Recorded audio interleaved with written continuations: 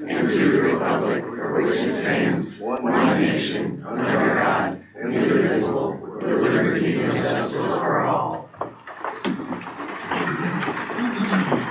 Welcome to the Des Moines County Supervisors Meeting, December 9, 2025. Is there any changes to the agenda? I have none. Local health only has 2 personnel actions, and I have put 3 on there, so that's the only change I have. Okay. Thank you. Meet with department heads and elected officials.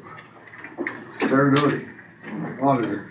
Good morning. Just budget season's coming up. Just keep them busy as usual. Nothing new to report at this time. Okay, thank you. You're welcome. Brandon, the IT department. Just busy working on projects and budget stuff. Nothing to report. Sheriff Clendany. Jail. Good morning.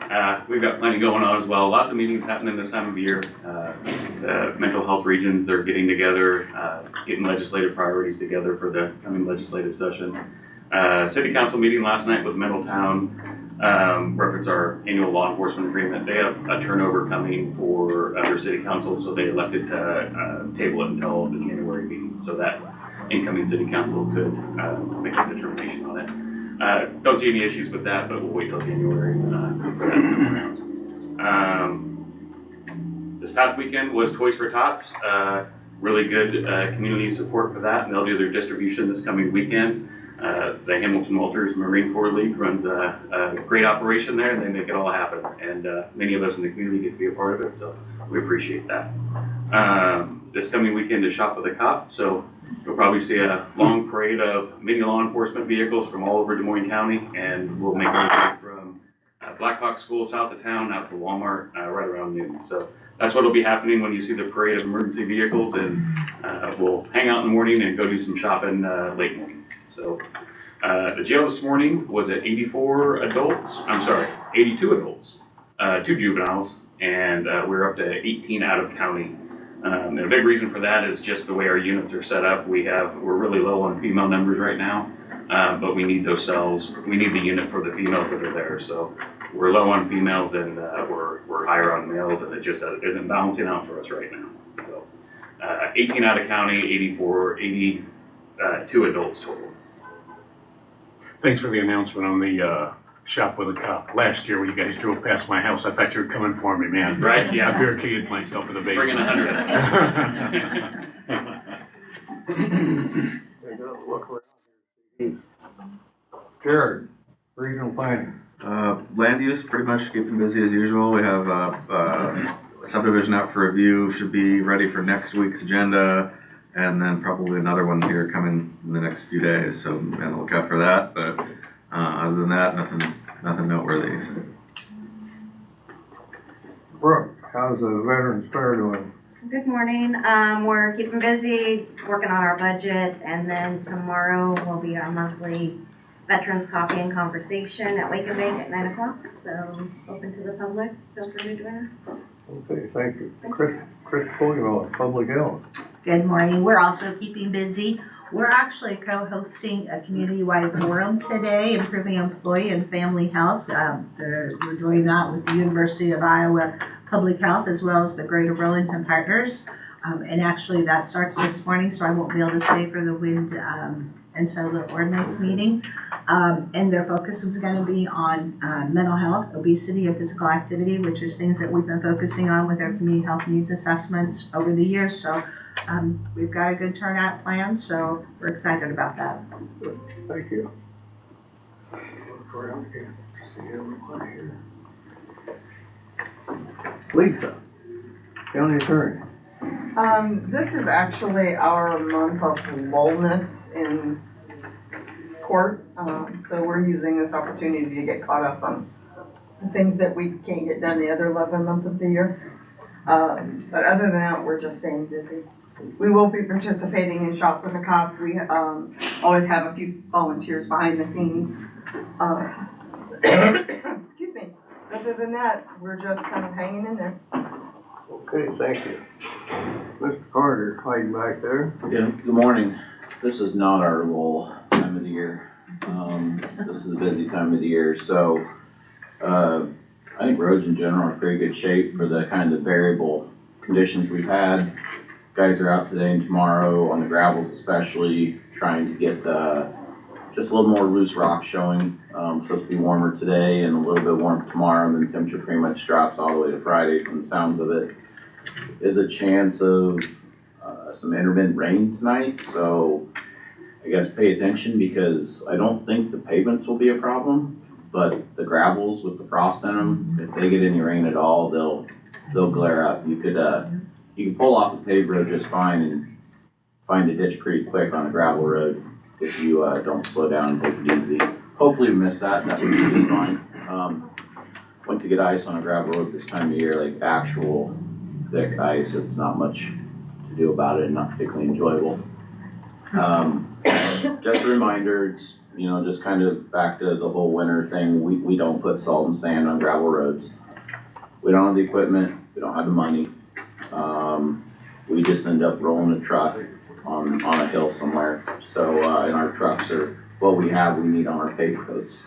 So that's thing, and I guess I also mentioned, I think I mentioned a couple weeks ago, I'll mention again, we clear roads, we do a darn good job of that. We don't clear driveways, we don't clear mailboxes. It's whether you're in the city, whether you're in the county, this is the life of it through the winter, and it's life of it not just here, it's life everywhere, but that tends to be, ironically, the biggest frustration for people is not the timeliness or the quality of the clearing of the gravel road, it's the mailbox in the driveway. Seems to be the hottest topic, so I think people are adjusting, but I want to mention it because it's still a topic. Those guys get the honor of covering a lot of miles, they cover it as fast as they can, and then frequently we get to go cover them all again, or multiple times for that matter, so. Other than that, plenty of stuff going on. We do have a project out for bid. We'll bid that sometime in January. I'm not sure the date, I don't remember exactly which day it was, but first or second week in January, that'll be for the Pleasant Grove project. And other than that, that's all I've got. You guys have anything for me? Nope. Okay. I don't think I missed anybody. Natalie's on there. Oh, Natalie. Can you hear us, Natalie? You're muted.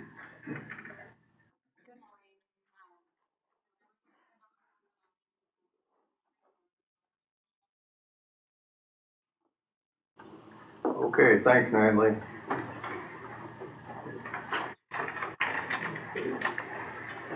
Okay, we shall move on into discussion and vote. We have payroll reimbursement claims in the amount of $1,057.88, zero and non-cash taxable. Motion to approve. Second. Sarah Doty. Shane McCampbell, Yes. Tom Broker, Yes. Jim Carrey. Yes.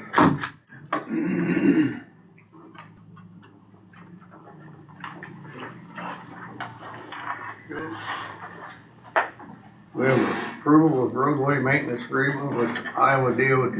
Brian, you want to enlighten us on this? Sure, I brought this up a couple times, I think over the last month or so you know it's coming. Basically all this is doing, the DOT was, I guess from their description, basically on the cusp of being ready to transfer the road right away, but they had some more details they wanted to work on and not be rushed, I guess.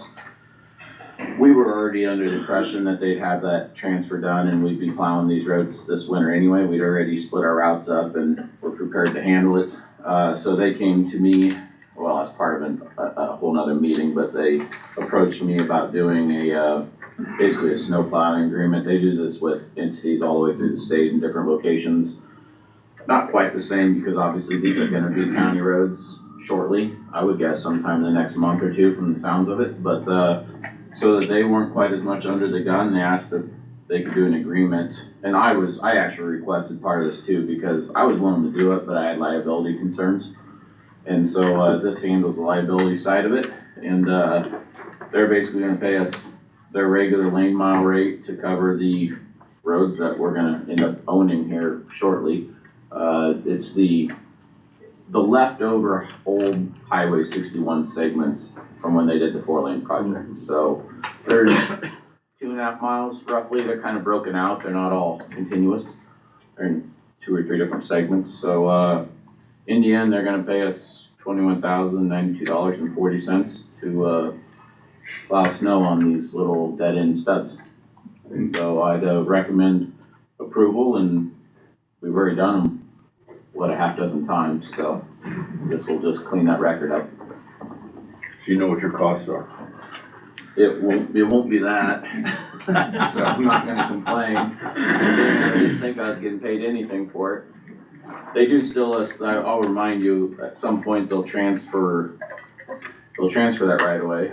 And at that point, they owe us for that negotiated transfer 900,000 and some on that, which will in all likelihood turn around and put back into a project of some sort. But so that will be coming along this winter also, and that will be for these same segments. Motion to approve the maintenance agreement. Second. Sarah? Tom Brooker, Yes. Shane McCampbell, Yep. Jim Carrey. Yes. Thank Brian, you. you want this stamp too? You can do anything you want, it's just a state agreement and it's not federal, so. Well, I need these guys' signatures, because if this goes through, I don't want to have to pay No, for we're it. blaming you for everything, Jim, either way. I prefer to do that as well. Thank you. Thank you.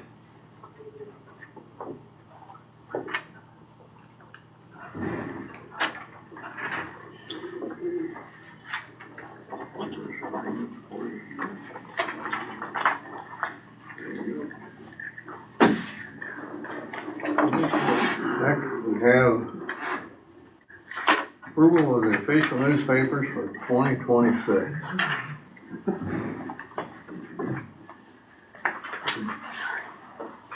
Okay.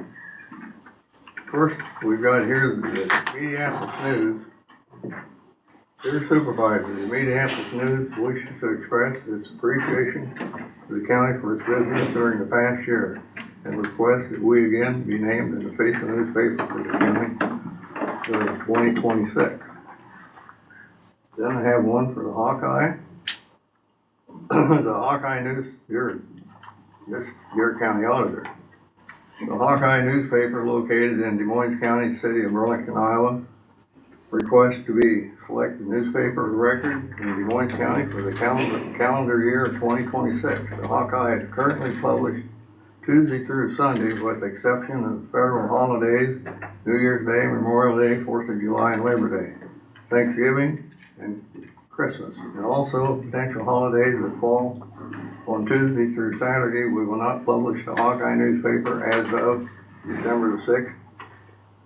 2022 is now distributed by the United States Postal Service and reliable delivery with established permit number 079-960. Okay. Then I have one here for Burlington Beacon and Des Moines County News. On behalf of the Burlington Beacon Des Moines County News, I respectfully submit this letter to apply for designation as official paper record for Des Moines County. As you may be aware, on September the 30th, 2025, the Burlington Beacon acquired the Des Moines County News. Following this purchase, we merged the publication into the Beacon while retaining a long-standing commitment to serve readers in Des Moines County. The Burlington Beacon and Des Moines County News publishes weekly in print, and we have strong online presence. Our focus is comprehensive community coverage and a dedication to timely, accurate, public notice reporting. As fully credentialed newspaper of general circulation, we are committed to ensuring the county's public services reach the widest possible local audience. Please accept this letter as our formal request for consideration for the designated paper of record in Des Moines County. Yeah, that's Motion to approve all three. Second. Sarah. Tom Brooker, Yes. Shane McCampbell, Yes. Jim Carrey. Yes.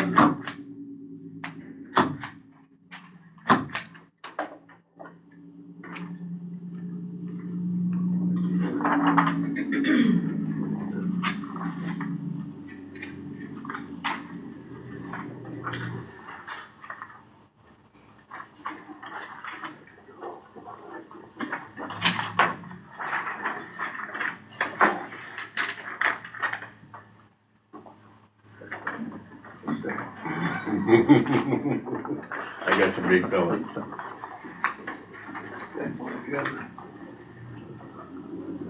Okay, moving on, we've got, personnel actions. We have two for public health. First one is, Drew Tucker, CNA.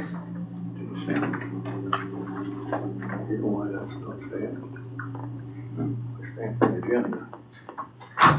Official agenda now. It's an official agenda.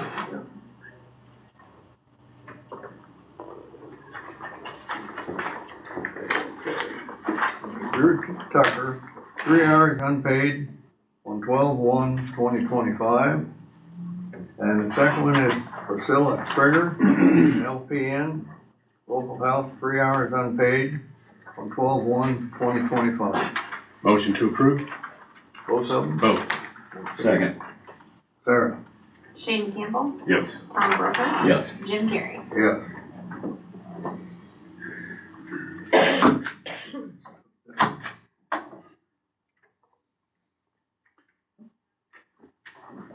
Okay.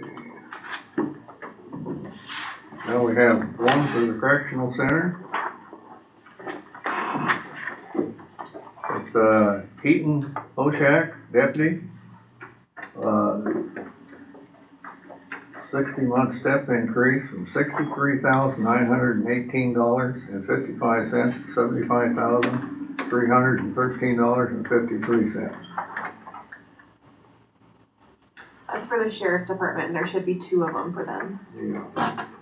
And we got Eric, Kramer. Yep. Deputy, Sheriff's Office. Anniversary, 60-month step increase from $52,102.02 to $58,354.30. Motion to approve? Both. Second. Sarah? Shane McCampbell. Yep. Tom Broker. Yes. Jim Carrey. Yes.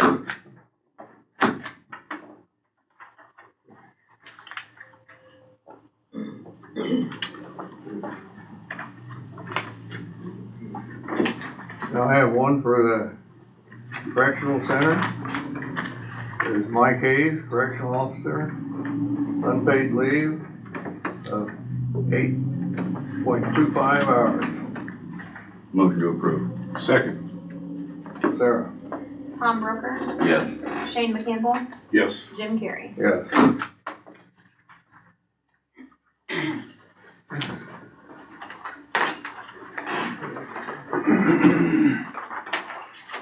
Now I have reports. These will be in the auditor's office for reviewing at your own discretion. I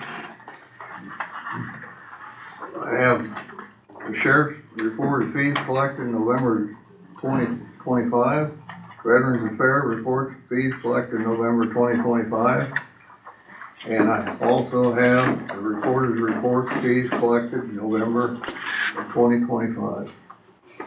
And it's good to know that you've collected $2,581.79 for rhythm and blues. Good to have you around. The best music. For the record, that's room and board. Motion to approve.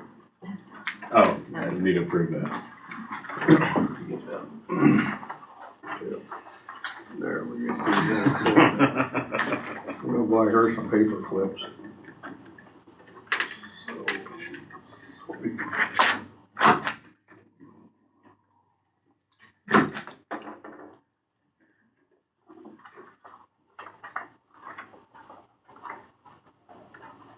Well, if my hands wasn't so dry, it'd be a lot easier to do this.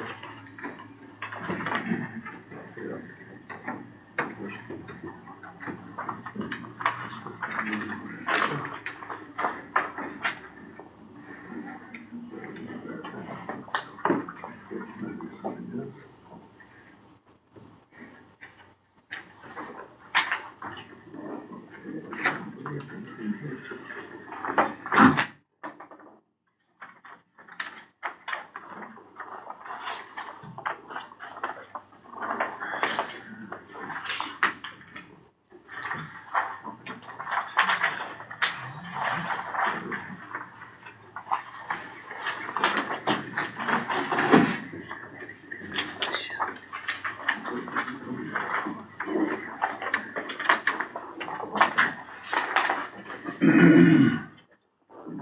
now we have the, minutes for the regular meeting on December the 2nd, 2025. Motion to approve. Second. Sarah? Shane McCampbell, Yes. Tom Broker, Yes. Jim Carrey. Yes.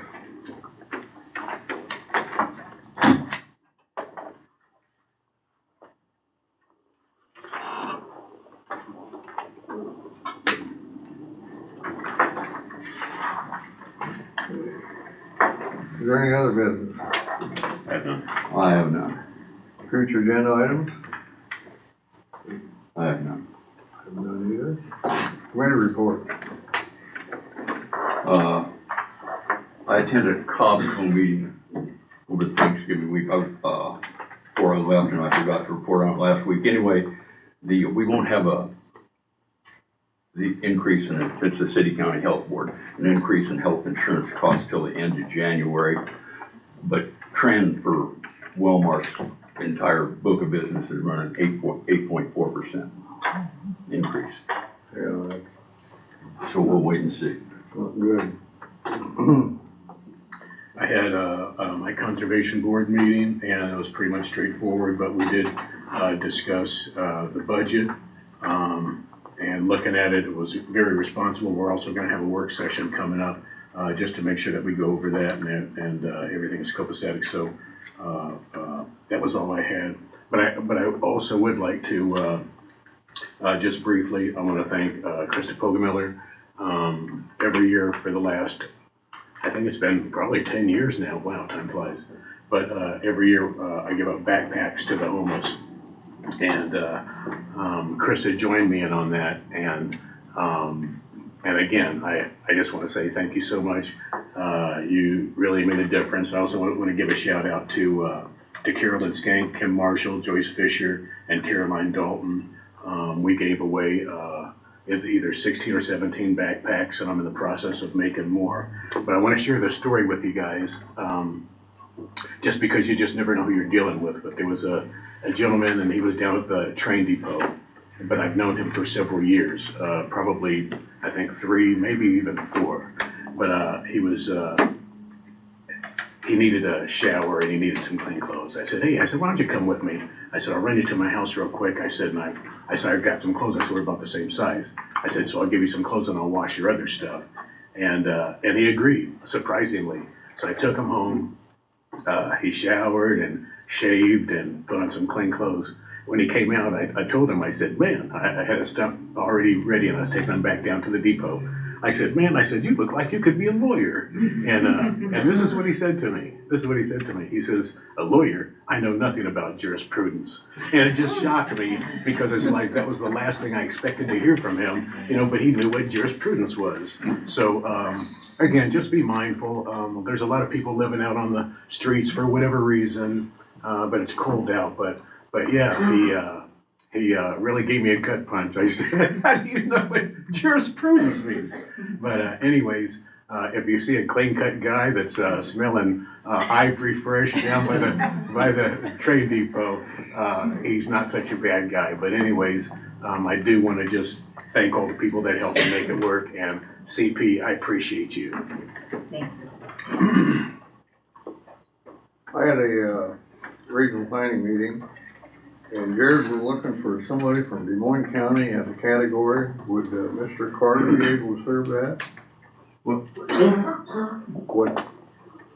we're looking for, Des Moines County looking for Is it business? on the board. Well, the county engineer position would rotate to Lee County, so, Oh. and Brian has served previously for Des Moines County. Well, I was thinking he'd be a good one to put on there, because he's never quiet. Well, we appreciated his service at the time. It was 2 terms as county engineer. Yeah, okay. That's about all I got. Okay. Public input time. Anybody from public have anybody to say? Call in 319-753-8203, extension 4, or email board@dmcounty.com. We'll give them 2 minutes to have their speak. Meanwhile, while we're waiting on that, anybody in the audience have anything? Rose? Rose Fisher. A few weeks ago, during public comment, I said it's almost perceived that any recommendations limiting wind developments were not being considered. I went back and reviewed the work sessions to see if that was actually the case, and here are some examples of the most critical issues. Concerning sound, SERPC added a sound limit of 55. Trent recommended 45. Jim commented on a new blade design that would lower sound to between 40 and 45. Sheriff Glendenning commented that the noise would be one of the biggest issues for county residents. AES commented that 40 to 45 would be very restrictive, even though their Facebook page says their turbines are between 35 and 40. SERPC went ahead and changed it to 50, and Tom agreed. Height restriction. The supervisors asked AES multiple times how tall the turbines would be. They consistently said 650 feet. A 650-foot maximum was placed in the ordinance. The setback distance from property line. The original ordinance is at 1.1x. Residents have repeatedly asked for a greater setback. Jim said he'd like a greater setback. When asked by the press, Shane said he would discuss setbacks at the next work session. Trent recommended a setback from property lines several times. Angie recommended a setback from property lines. Even Jared suggested increasing the property line setback to 1.5x, but Tom said, "I'm comfortable and fine with the way you've got it." To date, there has been no increase in the property line setback. Setback from dwelling. Tom stated we increased the setback a little bit. The original ordinance was at 1,800 feet minimum from dwelling. SERPC changed it to 3x. Tom asked to maintain the 1,800-foot minimum. Essentially, if turbines are 650 feet tall, residential setback only increased 150 feet. The permitting process. The original ordinance included a single permit process. SERPC changed it to a two-step permit, even though the supervisors said they were fine with a single permit. Zach continually pushed for a two-step permit, even after Trent advised against it time and time again, saying it only favored the wind company and put the county at risk. Zach continued to push for a two-step permit. When confronted, Tom said he was changing his mind about that. So against the county attorney's advice, the ordinance includes a two-step permitting process. Last, wildlife. Supervisors stated early on they wanted more input from local conservation rather than state and federal. Conservation Board recommended including specific setbacks based on known existence of endangered and protected wildlife. AES sent a letter strongly cautioning the county against inclusion of these setbacks in the new ordinance, and went on to say the Conservation Board setbacks would totally block all wind development in the county. The supervisors ignored the Conservation Board recommendations and placed AES recommendations into the ordinance. The Conservation Board amended their recommendations to include a more location-based setback for known sensitive areas. Tom said he would not consider their recommendation. So evidently input from local conservation was preferred until it put limits on the wind development. In fact, any ability to provide input from the Conservation Board has mostly been removed from the ordinance. So in summary, I stated it's almost perceived.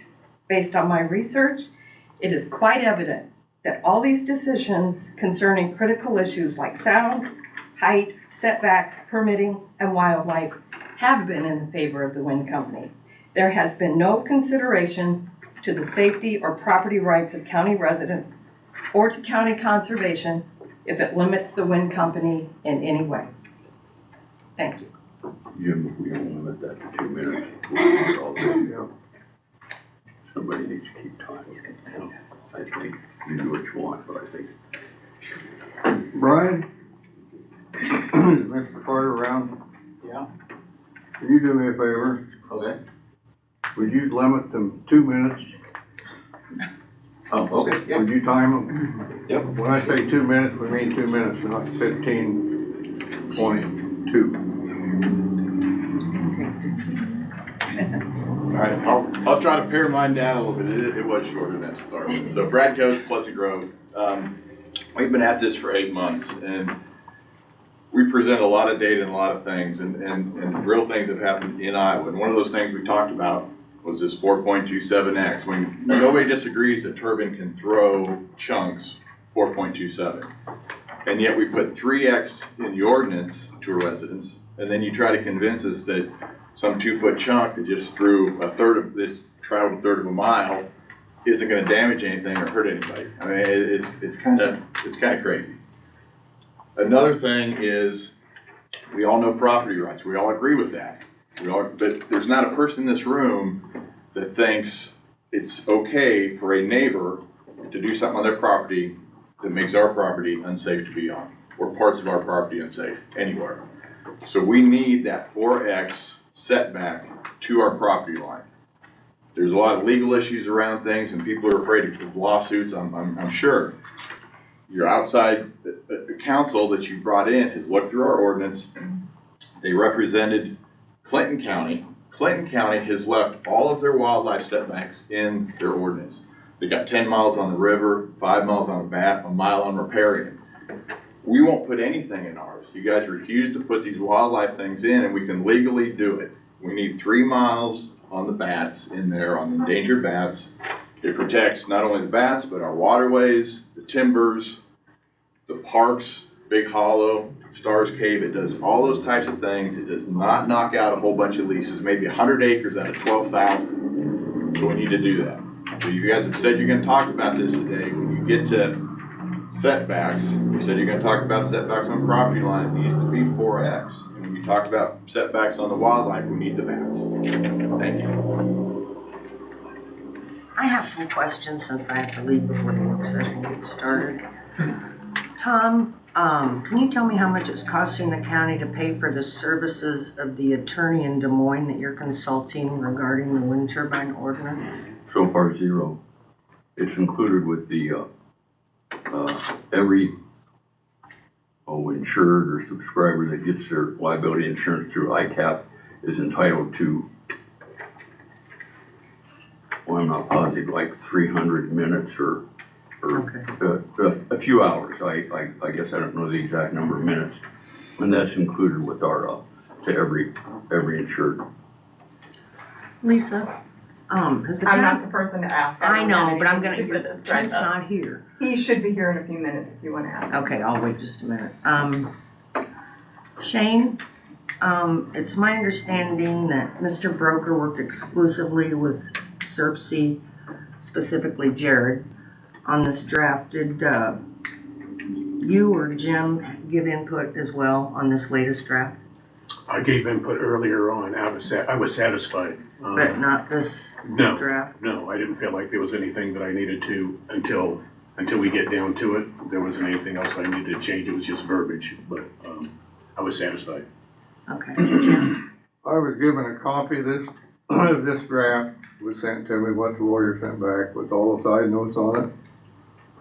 And it was a gift to Jared, and I'm like Shane, wait until it come back. And that's what we're here today for. Okay. And could someone explain, I'm a little confused on the setback discrepancies. Setbacks are from property lines on like cemeteries and public areas, but for residential properties, they're from the residents. Can somebody explain why the discrepancy? There's precedent for, go ahead, Tim. That's what I was gonna say, there's precedence for it, for the cemeteries and that, it's more of a thing where, I don't know how to explain it, I just, go ahead. There's a precedent for most of the wind turbines, like I say, and I know they're changing some of them now, that they have different setbacks from residences and property lines. That's how a number of years ago when they had the hog confinements, the confinement buildings, those setbacks are from residences and water bodies, I believe, lakes, streams, ponds, not from property lines. but it's a little easier to identify a property line on a cemetery or a conservation area, rather than say, you've got a tree here, you've got a building there. That's why property lines are there, to make it easier to ascertain. Oh, okay, but why the difference between public areas and residents, private Because property? the goal is to keep residences safe. We want that, and to ensure property. I've watched, Can I just make one comment real quick? Yeah. There's a setback from occupied dwelling, but there are setbacks also from non-participating property lines. Okay, but they're, So you have to meet both. It's not like one or the other.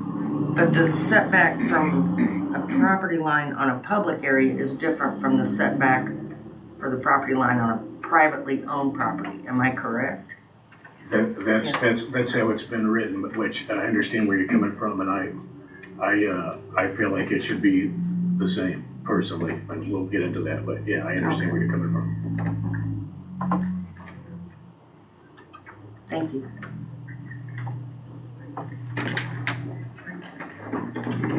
Melanie Patton, Rose kind of addressed the two-step process, and that is what my comments are concerning. As I looked at the most recent draft revisions, I feel it necessary to point out concerns that have been brought up previously by the county attorney, Trent, and also by the supervisors originally. The two-step permitting process gives any company an inordinate amount of time. Though the most recent draft shortens that time frame by 1 year, when you add up the total time possible from the first application for a siting permit through the preliminary review process, public hearings, and the rest of the steps onto the final review, the company would have 3.5 years, down from the 4.5 in the last draft, from initial application to finished construction. 3.5 years is a long time. You all think this has been a long time going over the ordinance. 3.5 years is much longer. So much can change in that time frame, both technology, things in the county, that kind of thing. The second big issue with this two-step permitting process is the indication that once the company has been granted the consent to proceed, as outlined in Article 6 under preliminary review, there is an assumption that the permit is granted. This is further solidified in the fact that under Article 7, following the public hearing section, there is no option for the board to deny at that point. So the two-step process is essentially a conditional use permit.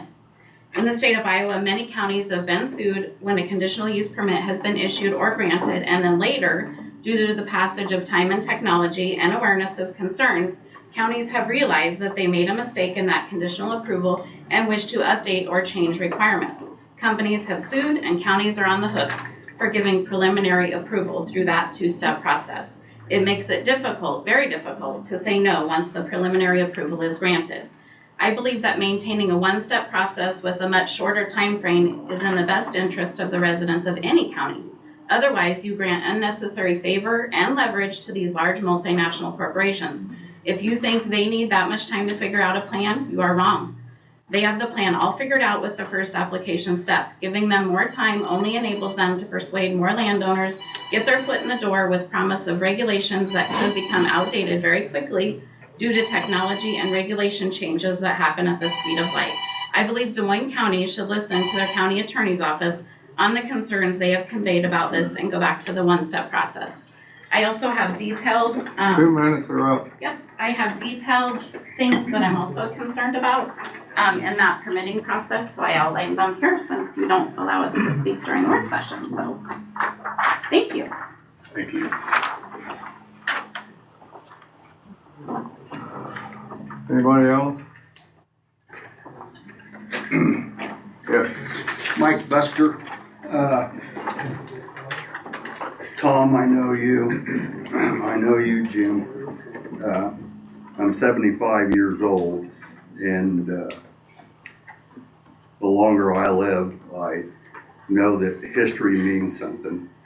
And a long time ago, Burlington came up with a 2-mile limit to protect what's going on around Burlington. You folks would not allow a 650-foot wind turbine in Crapo Park or snake alley or anything historic.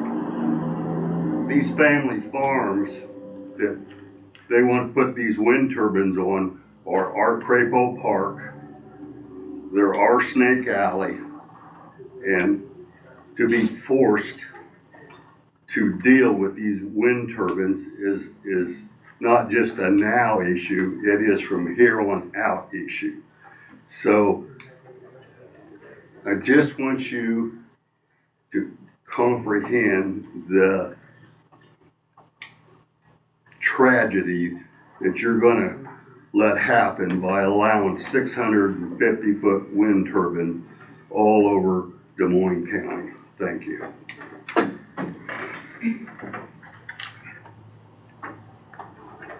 Yes. Allison Moore, I live near Yarmouth. So I'm gonna hit a little bit on what Rose said. I would like to know, since we've given you guys so much data, I would like to know, where did you guys come up with your setbacks and your heights? Can you tell us? We've got setbacks and ordinance from other counties. I've read other counties' ordinance and that. We've done a lot of research on it. You know, we sit up here and listen every week against, I wish the people that was for this would come in here sometime and give a speech on this. And everything we've done has been for safety. You know, 715 foot, that's a long ways from a property line out in the middle of the field. No. If you came to my house, you wouldn't think that. No. 5 miles is too close.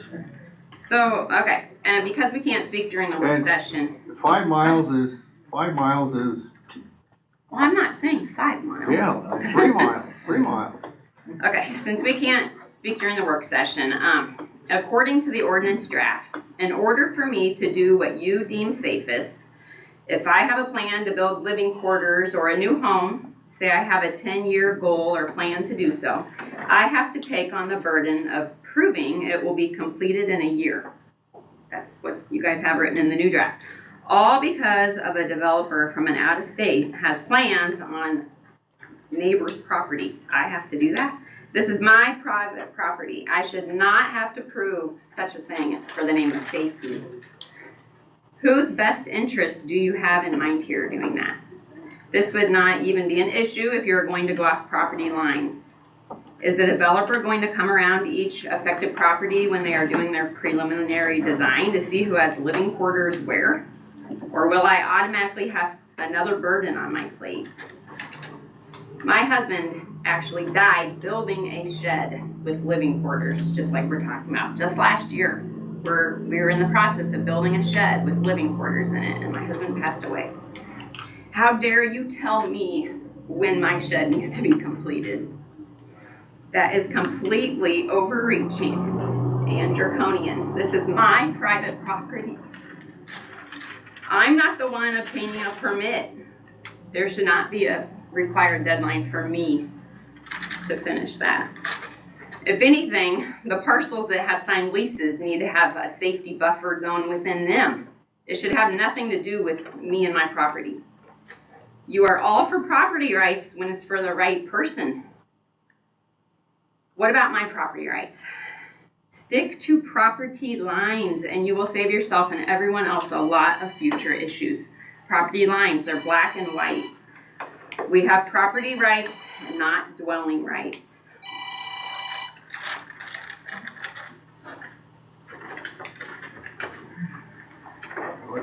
Anybody else? Cindy Newberry. I've been in contact with Krista at Public Health regarding the wind ordinance. Thank you, Krista. She said the Board of Health has made no decisions on recommendations concerning wind turbines and tabled the issue for further discussions in the January meeting, and I thank her for that. Do you plan on proceeding to finalize this ordinance without any input from your Board of Health?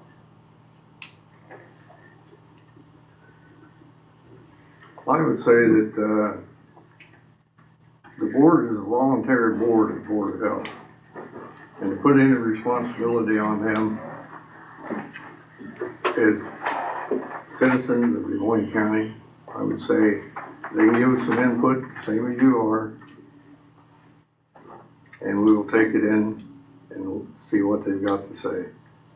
But as far as them making a total decision, no.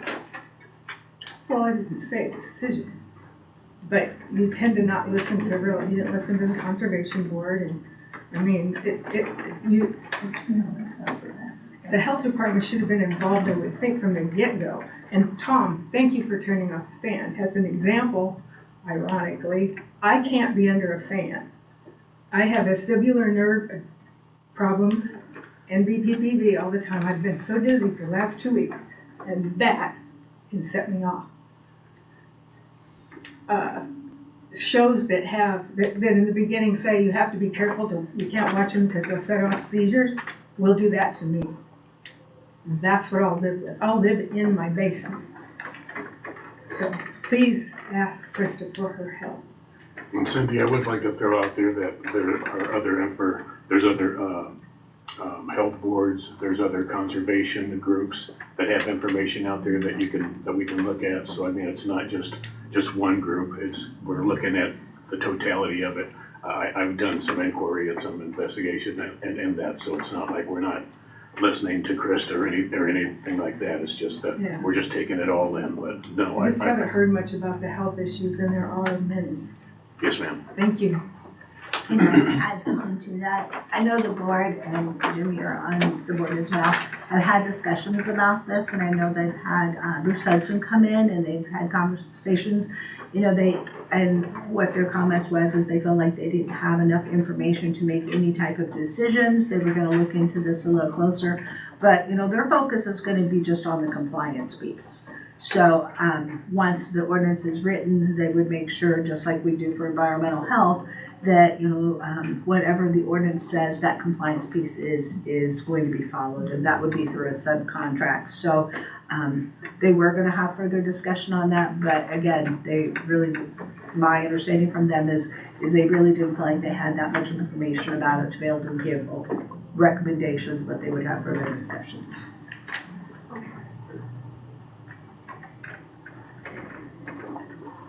Okay, nobody else raise their hand, we shall, whoops.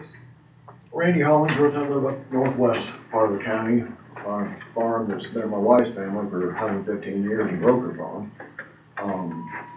We've been out there 31 years. Fourth generation in that family, raising kids out there. This is what we consider our forever home. We're retired, we didn't make plans to, at this point in life, relocate someplace else where I don't have to look at these windmills, but we're gonna be in the middle of an experimental wind farm, 650 foot tall windmills, and I don't understand why we're trying to bring something like that into our county. If anything, I think it's gonna chase people off. Who's gonna wanna build a home in the middle of a windmill farm? And I see several of my neighbors that are the same way, generations on the farm. I see friends, neighbors that are retired now, probably in the same boat I am, didn't plan on at 65 years old trying to find another place to live where I don't have to live in the middle of these things. I just don't see why we're making it so attractive for them to come in with the tallest windmills in the country. I don't understand that. I mean, like I say, we've got kids or grandkids that I thought maybe would be interested in living in this old shack that we got out there that anybody else would bulldoze down and the wrong people would put a windmill up in this spot. But I doubt if our kids or grandkids would be interested if we're surrounded, and we're gonna have a lot of them to the west. I've made up a video, and I'm not sure how accurate that is, but I'd like for you to get on Facebook and look on my Randy Hollingsworth and just check that video out. A friend of mine made this according to the map of the FAA-approved spots west of me. That's just west of me. And once they get their foot in the door, I think they'll be all over Des Moines County. Why wouldn't they be? This is a start for them, and then they're gonna be putting in river bottoms, river bluffs. I don't understand why we really want this. Is it gonna make or break the county financially? I don't know. I don't know anything about the finances. You guys are on top of that. Is that what we're looking for, just to survive? Would we survive if we didn't have these things coming in the county? I think other counties probably do, but I just I would invite any of you to come out and watch a sunset. Go out with Jeff Fisher and when he's feeding his cattle, and it's nice and quiet out there in the sunset, and see what we are all going to lose with this crap. I mean, it's like a lot of people, I posted some things on the Facebook site, and I don't know how many people said it makes them sick. And these are people that lived out there with their families for generations. Are my 2 minutes up here on my nation? They are, sir. Okay, bye. I'm off my soapbox. I'd like to say, I'd invite you to come out, any of you, come out and watch the sunset with me and visit. That's why it makes everybody sick when we know what's gonna be out there if these things get put up. Yeah. Ryan Drew, I just wanted to speak. I know one of the gentlemen had said something about the Clinton ordinance. I was just up there yesterday. They're still working through that. I mean, there's been some recommendations, but they're in a similar boat that Des Moines County is. You know, you had the initial ordinance, and now you've got trying to strengthen it, but you got a developer with already investment in there, and you got the other piece of it is financially for the county, you know, liability on it. We got to find a way to make this work. Is everybody going to be happy? No, absolutely not. But as a board of supervisors, this county's got to survive, right? I mean, we can't bankrupt it on a fundamental flaws. And you can laugh, you can whatever, but the reason they're developing it is you don't have to look very far to go to Cedar Rapids and hear the big sucking sound of where our power is going to go in the state. You know, those data centers up there are not waiting for you board of supervisors to figure out how we want to generate power in Des Moines County. They're going ahead. And what happens when you're bidding against Google for your power? Nobody's talking about what the electricity is going to be in eastern Iowa in 6 months, 12 months when they flip those switches on. We're not building power generation. Scott County, same thing. They tried to put up a gas-fired turbine because they didn't want windmills. They didn't want solar, right? Guess what happened? Nobody wants a jet engine running in their backyard, right? You look out your farm and see a gas turbine running back there, is that what you want? I mean, it's not real popular, but the people on Sullivan Slough Road have sacrificed for how many years so we can flip the switch and either have a fan or not have a fan, but at least we could be warm or cool. So, I mean, that's just part of it, right? If you had property down there, you wouldn't be happy, but we all sacrificed, or they sacrificed so we could have power, right? I mean, we got to figure out as a community what we want to do for power generation because it's not a take for granted thing. And you can demonize these developers, but who else is coming in our community saying, we want to invest so you got power in your community? I don't see a long line. So I just hope you can sit down and come up with a strong ordinance that protects their concerns, but also lets us have power generation in our community. So thank you. Thank you. I'm Kenny Olson. I'm with the Des Moines County Energy District, with that, and I think that you guys have done a good job. I've read through the ordinance the way that it is. I think it is one of the strongest ordinances in Iowa. I think that it takes in a lot of considerations without putting an outright ban, de facto ban on wind, which a lot of people in this room want. I appreciate the things that you've done. I think that wind is a good idea for the financial measures, like this gentleman just said. We are looking for ways to bring more money into the county. We need more ways to give money to our local farmers. There was just a $12 billion bailout for Iowa farmers. Do you think that's because they're flush with cash? I don't think so. This project is going to bring a lot of money into the county without raising taxes on the people who are already here. I think that's going to do a lot to improve the county budget, give you guys some breathing room in your operations. I also put out a video on Des Moines County Energy Districts on the financial impacts of this. I encourage you to watch that. But I looked at the ordinance you put together. It isn't what I want. I wouldn't have been a strip. But I know the reasons why you made every decision on there, and I appreciate that. So just having said that, I think that farmers' rights are important. I believe that if farmers have the opportunity to put some of these on their land and they wish to, they should be allowed to.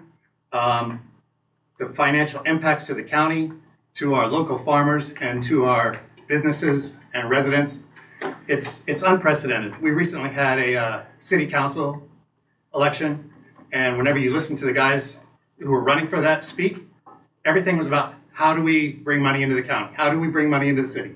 How do we bring money in? It's right here, gentlemen. It's right in front of you. That's all. Why should we be the Thank you. sacrificial lambs? It's not a Everybody sacrificial else. lamb, and it's not an experimental Folks, project. We're not Hey, gonna debate. yep, no debating in here. I don't know who. Thank you for your input. I appreciate that. I have a question for Eden. You can find me afterwards. Oh, wow. What'd you say? Yeah. I have a question. Can we prove that any, Name it. oh, I'm Julie Zimmer, I live in, Sperry. Can we prove that the energy produced by these windmills will stay in our community?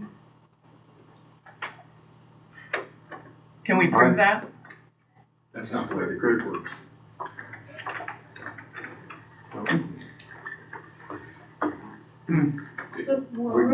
I'll chime in real quick. Jacob Nye, I'm the business manager for the electrical worker at Local 13. So I represent 13 counties here in southeast Iowa. Part of the International Brotherhood of Electrical Workers. We know a little bit of something about power, and there is a problem with power right now. There is not enough of it. And I know what the next trend is gonna be. The data centers are what's using the power, so we're gonna stop the data centers, right? You're not gonna stop the data centers. You're gonna lose that fight because that's a national security issue. If we don't build the data centers, China will. I'm telling you that flat out. That's what they're talking out of. In DC right now, on Capitol Hill, is about that. So we have to produce power. Otherwise, when you turn your light switch on, you're going to have no lights. When the county has a meeting, you expect to have lights in here, the price is gonna go up. How many of you want your taxes to go up? I don't think any of us do. So how does wind contribute to that? You're generating more electricity, period. All facets. When it's windy. Wind, solar, gas, nuclear, coal, whatever we can do to generate more power right now, we need to do. A coal-fired powerhouse is 15 years away if you tried to start it today. Nuclear's 20 to 25. Wind is 3 to 5, solar is 2 to 3. This is just brass tacks of when you can get power onto the grid, period. We're looking for the shortest time frame. Mr. Nunn. This is getting out of hand. People, when somebody's talking, asking them questions, let's have a little respect for the person that's talking. Thank you. Mr. Knight, can I ask something? I'm Lori Cochran from the Burlington Beacon and Minneapolis News. I did an article for the Minneapolis News last week about the immense amount of power that is being used by the data centers, and you know what I'm talking about. Sure. But in that research, I found that they cannot rely on wind or solar power because it's too intermittent. Is that correct? I mean, there has to be base load. The grid has to rely on base load. That's why you see a solar project built in Weaver. It got followed by a battery storage project. That's what turns that intermittent power into a base load power to be able to sustain that. Right. So, me personally, would I prefer coal or nuclear? Yeah, it's gonna put hundreds and hundreds of my members to work. It's 20 years away. We don't have 20 years. I mean, if we don't have more generation in the next 2 to 3 years, you're gonna see your power bills double. I'm telling you, it is a problem. Thank you.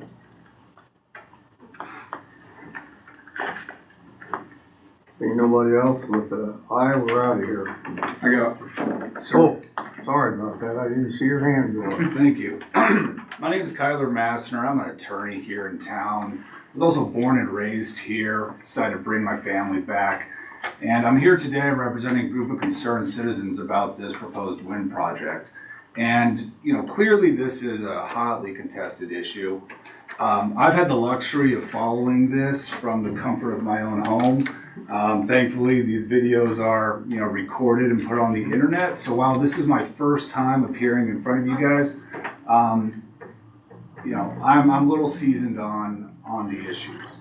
I would sit here today and just respectfully request that this board consider, you know, extending this moratorium at least for enough time to provide a continued investigation of these matters, or in the alternative, to allow the citizens of Des Moines County to go to the ballot box and vote on this issue. I believe one of the gentlemen had brought up, how there's a divide. Well, the way we figure out the majority in this country is by voting. So if we extended the moratorium through November, that would give us that opportunity. Similarly, as to the question about the Des Moines County Board of Health and some other interested parties, that would provide them the opportunity to provide this board the necessary professional feedback in rendering a decision. And lastly, I really would like, one of the takeaways that I had from reviewing these videos and all the materials, there seems to be some inverse, I guess, assumptions about your ability as a board. So I would really just like to stress that the Iowa State Legislature has granted you great authority, great discretion, and of course will provide you great deference in the decisions that you make. So I don't think we should be afraid to use that authority to provide the necessary protections, not only for our people, but for our landscape environments for this generation and generations to come. Thank you. I have a question, since this seems to be a free-for-all. So you saying that you're representing a group of landowners? Have they put you on retainer? And are you saying as a result of that they may sue? Or you're just here are you here as an attorney representing a group? That's what you just said. Have they paid you? That's correct. Okay, so can we infer that there may be a suit once they've made a decision? I take no position on that issue at this time. Okay. All right, thanks.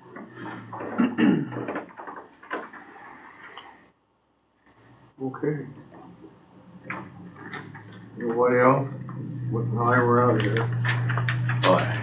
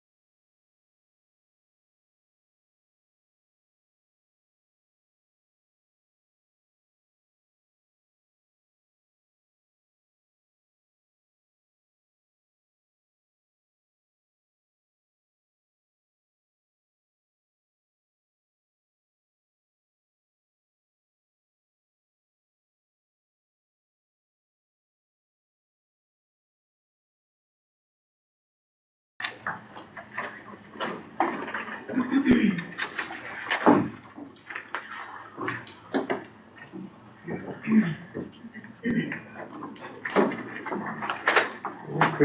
where we on? Okay, we're ready here for the wind ordinance review, update from December the 5th, 2025 update, the latest update. So we'll turn this over to Jared and Zach. Before I really get into it, I did want to take a minute. I don't know, we're getting closer, I think, and I just want to take a moment and thank you guys for all the time and effort that you put into this. Thank Jared, because he put way more time and effort into this than I have. So I want to thank them, and then just everybody else that's been in here too. Been a lot of good discussion and good feedback, and everybody's put a lot of time into it. So I just appreciate everybody that's taking time and effort to participate in the process. It's you don't see this kind of participation a lot, so I just want to make sure I note that it's been good. As far as the ordinance itself, we had the draft that we put out that we sent to you guys. I think Brian on November 4th, maybe Trent as well, and then went to the attorney in Des Moines. I forget who that was, what the attorney's name is, but something like that. Yep, so went to them and had some feedback, and then mainly Jared has been trying to address those and sent out the latest draft last Friday. And really at this point, I guess it's kind of up to you guys how you want to go through this. We can, I think there's, if I looked at it right, I think there's around 160 changes or comments from the original draft that we started with back in May. We can go through all of them, or if you guys just want to like go through and highlight specific things that you want to address, let's just it's up to you guys how you want to do it. Let's go through it and get her over with. I'm about the highlights, but hey, as long as we get her done, let's get her done. Yeah, and I guess just the things actually have been changed over the last 2 weeks. There's a number of things that, some of them were omissions or a couple typos.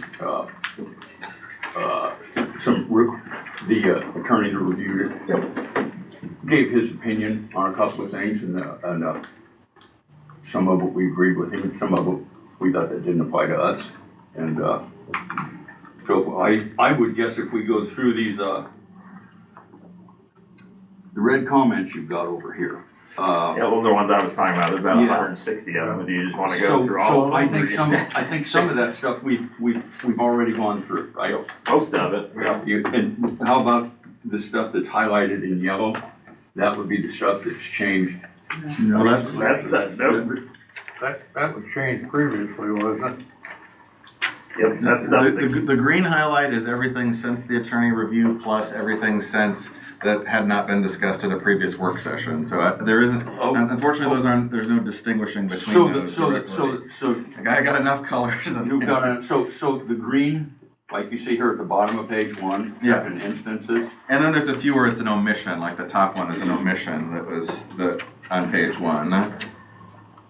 Okay. So anything with a green highlight or a comment on the side is something that was not addressed at a previous work session, whether it be within the past few weeks or prior to the attorney review. What if we go through the green highlights, and then if anybody wants to add, if there's something that isn't green highlights that I'd like to address this particular article or this particular paragraph, whether it's highlighted or not. But other than that, this stuff we've gone through most of it, because a lot of it. I think we go through pretty quickly. There isn't. Go through pretty quickly. It's not controversial. So we want to just start on page 1 then? Yeah.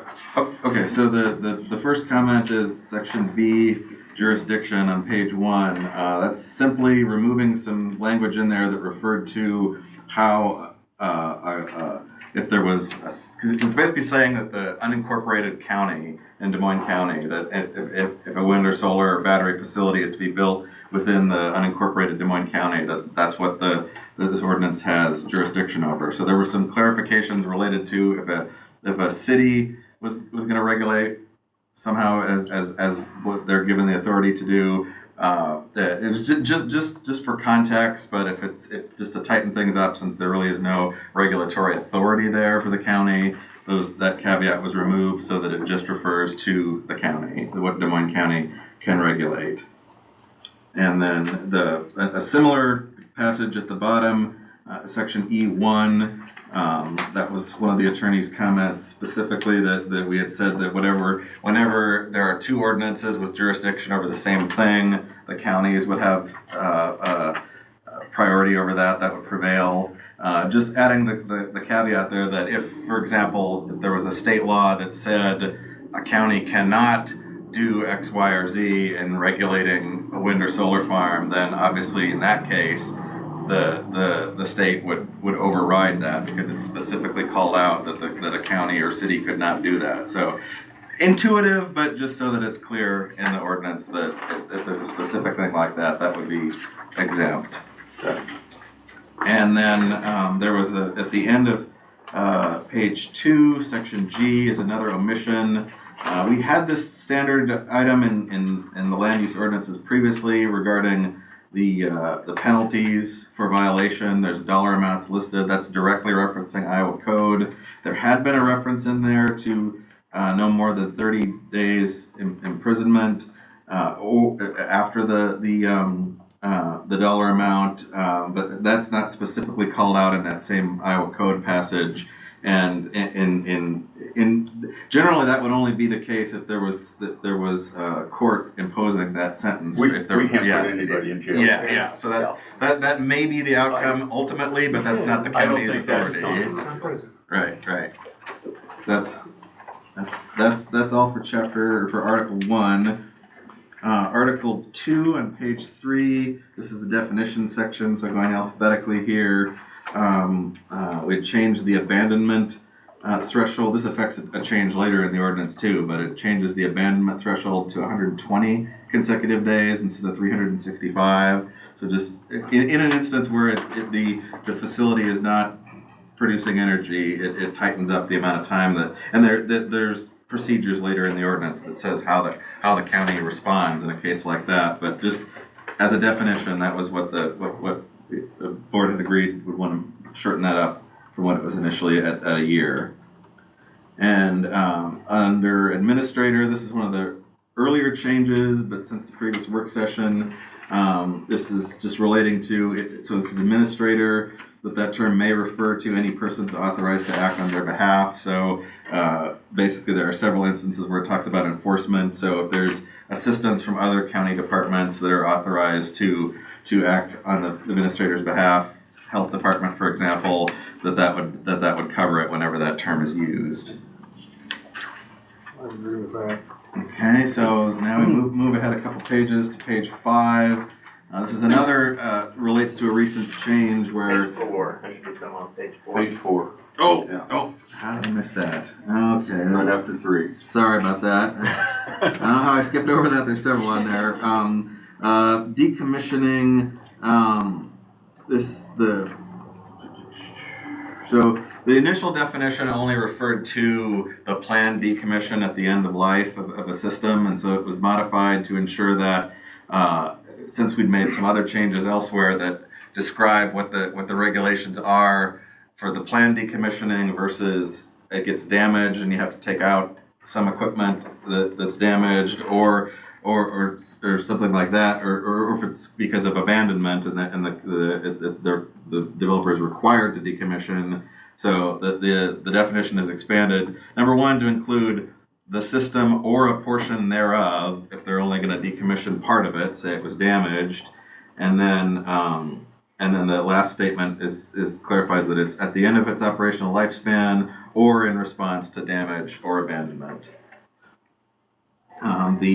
Moving down to ice throw, the definition there initially had a caveat about the motion of the blade propelling ice. We had previously discussed at a work session that was the board wanted to see that part removed. So basically now it just says the shedding of ice from a wind turbine while it's in operation. So there's no caveat there.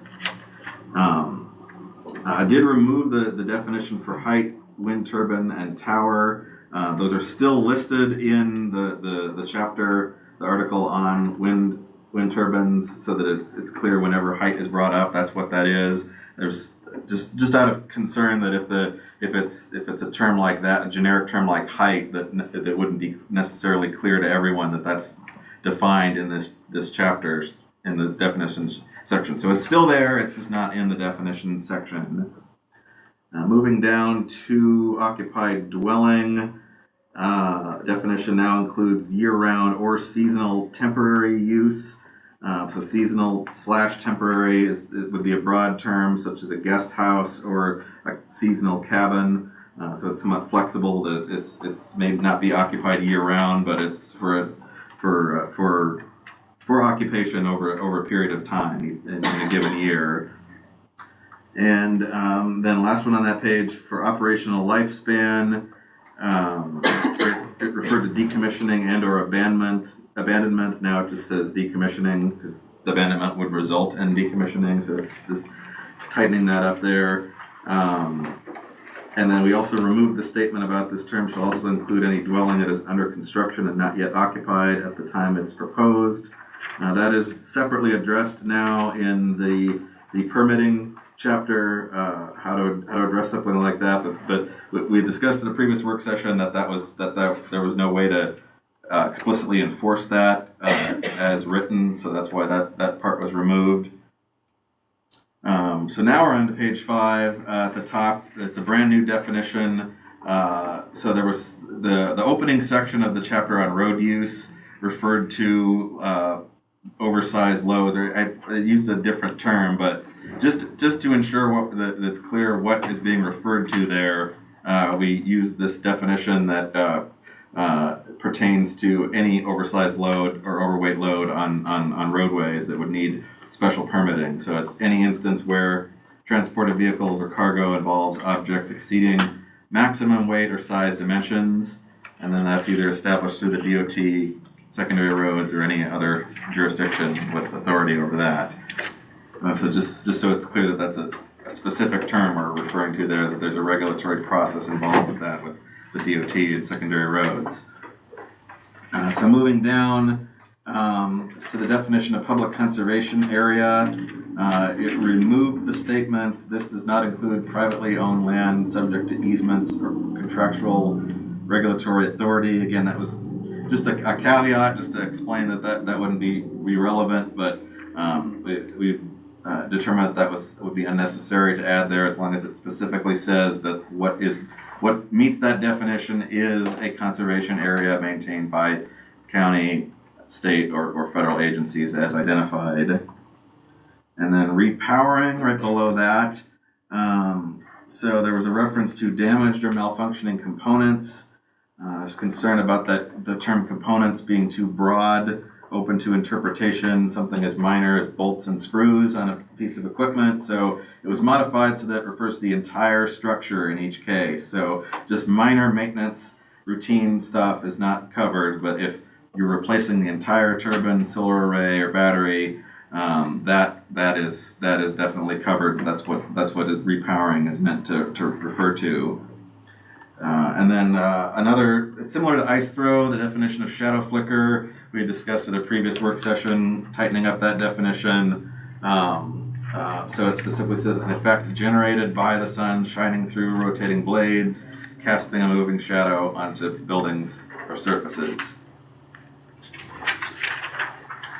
And then we move on to the last page of the Article 2 on page 6. This is the definition for a commercial solar energy system as distinguished from personal. This is another previous work session. It had been listed as 25 megawatts per the threshold for the Iowa Utilities Board having authority. There was concern that was too high and that there would be smaller projects conceivably that would be appropriate to be regulated through that, and so it was modified to 5 megawatts instead. And the last comment for section 6, this is kind of a similar thing for defining a commercial wind energy system. It previously referred to wind turbines of several hundred feet in height. Again, that's not specifically measurable, it was modified to say of over 100 feet in height. So that's the end of Article 2. If anybody has any comments, otherwise we can move on to the next one. Just keep rolling. Okay, so Article 3 is the wind energy chapters, the regulations specific to wind systems. And there's several changes here that we don't have to go through again later because they're really the same in each of the chapters for wind, solar, and battery. So there was a section under section B that said that referenced the waivers from neighboring owners. For each of those 3 chapters, it was moved to a new section at the end of the chapter, just because as initially written, it only would refer to setbacks, whereas there are several other specific provisions in each chapter that could be that are based on being in relation to the neighboring properties. So that each of those could conceivably be waived on permission of that owner. And then another, just a oversight here, the next comment in section B1. So now it says, in reference to the point at which the base of the wind turbine tower will be closest. It had originally referred to the point at which the wind turbine will be closest, which it initially hadn't factored in that if we're talking about the rotating blade, once it's spread outward, it's going to have a higher setback requirement if we're talking to the point where it's horizontally oriented. So because there was already, the height of the turbine already refers to the point of the highest of the point of the blade when it's rotating, that would essentially factor the blade in twice. So to ensure that we're as intended, it's referring to the base of the tower. That's why that was updated. And then section B, because it's not in the definition section anymore, it's specifically stated here about the height of the turbine being the vertical distance from the ground level to the tip of the blade when it's in rotation. And then subsection 1C, now it refers to any structures that are voluntarily built near by a non-participating landowner. That one was modified just to make it, because it didn't specify who would be doing the building. Specifically, it's referring to a non-participating owner because the developer and the participating owner are in an agreement on use of that land. And so this is just to make it clear that as was intended, that's referring to neighboring landowners. And then there was also a mistake there where I had CBES in there for the batteries, wrong acronym, so that was just a minor edit. Section B2, this is the setback table. The minimum setbacks for non-participating properties. At the previous work session discussing this chapter, it had initially been changed to 3 times the height, period. When it had been 1,800 before, at the request of the supervisors, that was modified to be an either-or situation. So 1,800 feet or 3 times the height of the turbine, whichever is greater. So we move on to. Eric, can I ask you a question? Go ahead. On this here, on the height of it, Mm-hmm. when you're talking about the horizontal width of the blade or the height of the blade. Mm-hmm. So the height of the tower now includes the top tip of the blade when it's up on a vertical. Mm-hmm. Remember, that could be the max of 100 or 650 foot. So the actual tower would be, depending on what that blade length is, it could be, what are they, 120 to 150 foot average blade. So we're talking the tower itself would only be 450 to 500 foot then. Yeah, 650, I would understand would include up to the tip as it's rotating. That's to the tip of the blade. Up to the Yes. tip of the blade. Yeah, that's how we defined it in Yeah. here. Okay. That's how it On had the always base been. at ground level, Up to to when it's that. at its, And then the setback is, the setback would be if it's horizontal from the property line, the tip of the blade out. Not from the tower out, from the tip of the blade out. because height is defined as going from the ground level to the tip, that Right. means that when the setback says it needs to be 2 times the height of the turbine, that means ground level to tip extended vertically. Yeah. Yeah. For, Okay.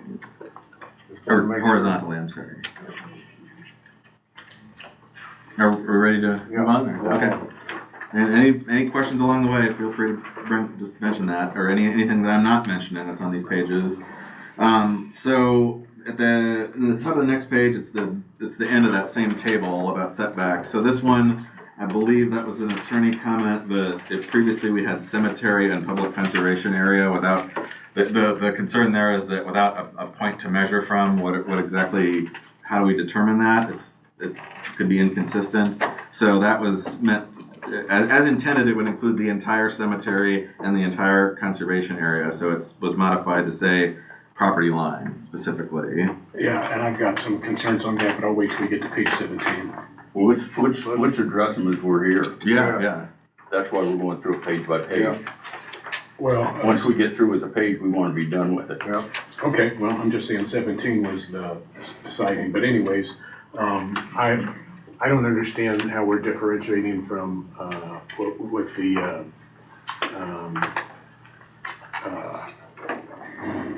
what the heck am I trying to say? Dwelling? What's that? Dwelling? Yeah, I'm from the property line, and I don't understand why we're differentiating on that from somebody's property to, to a cemetery or that sort of thing. Well, it is, so this is and all the other ordinance I've seen, there is a clarification there that there's a higher setback threshold from the dwelling than for the property line. So the property line could include anything on a property, including just the row crops, open space, pasture, whatever. It includes the entirety of the property, whereas the dwelling is specific to the living area. Again, my only concern here is safety. I know that when it's all said and done, there's going to be some turbines in Des Moines County, but I still want to have it as safe as we can possibly have it. And I've always been on the property line. I don't know if I got any support on that or whatever, but I feel like it should be property line all the way around. What are you talking about then with property line? What kind of a setback there? What kind of setback from? I'm saying from the property line. I understand that, but how many feet? Well, 3 times. 3 times the height of the turbine. We've discussed this several times. There's precedent, like Jared just mentioned, for using the property lines, and both in other wind ordinances and for the confinement buildings, they have setbacks from residences, occupied dwellings, and water bodies, ponds, streams, that sort of thing. And there's a different standard for somebody's house than there is for a property line. You can insure somebody's property. If you make everything from the property line, we're not here to take the property rights away from the people that have exercised them to sign those leases. Well, I'm talking anyway, so the farther you make those away, the more you're gonna take away their property rights, and those are the people that have exercised those leases. I'm just saying and I've been, as far as safety is, I was at Mechanicsville, I walked around it, I was up there, we walked around it for 2 hours. And it's terrible. I think the final suit said that there had been debris scattered for 1,500 feet, but it was 2 turbines. There were 3 lightning strikes and 3 separate fires. For almost 2 years, they would have pieces of those things up there blowing fiberglass in every direction. They plowed it under. It's terrible. But if they would have taken those down like we provide in this one, that they have to be taken down and cleared out in 30 days, none of that would have happened. That didn't happen. I don't think they had an ordinance. I don't think they had insurance. They were just up there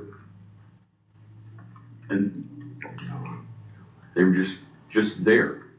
That's not gonna happen here. The other, and everybody's seen dozens of videos of tornadoes hitting these things recently. They've been sent to me, I know they've been sent to you guys. When a tornado hits those, they fold over in half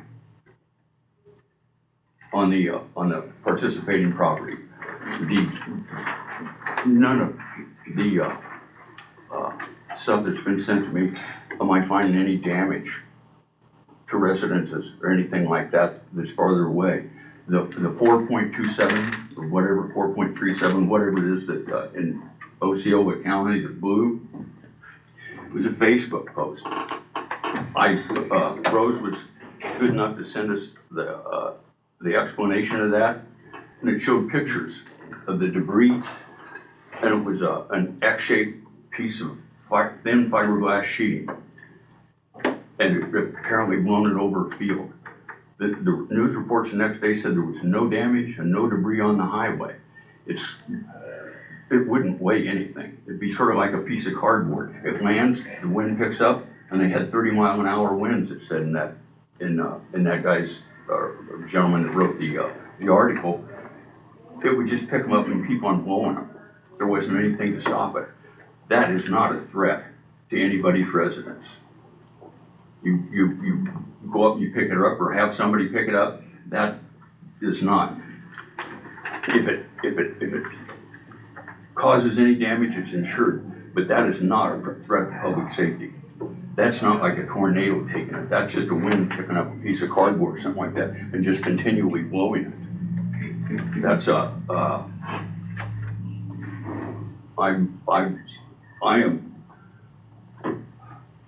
am comfortable. We've moved this a little bit, and I want it safe. And I've spent a great deal of time on this, and I have not seen anything that is a threat to personal safety. And if there's a tornado, or if there's a storm, or one of those things is on fire, nobody's going to be standing there on the edge of their property line looking at it. Anyway, whatever, but that's whatever you guys want, but I'm comfortable with the way it reads. When I bring that up not just for the people that aren't a part of the process, but also those that also have turbines. And that's what I came up with, and I'm satisfied with that. I don't think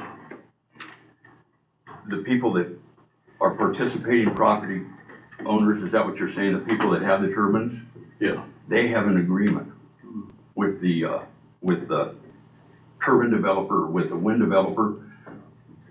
It's my understanding we want to be careful about deciding how people sticking our hand or our nose in the leases that people have. Oh, right on. So that's why we've got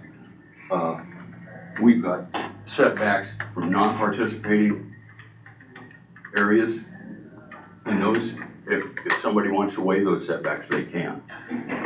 And we've got setbacks for recommended setbacks for non-participating or for participating owners, and if they want to waive those, they can. But it's a different standard. Those people have chosen to have a turbine on their land, but that's where those came from.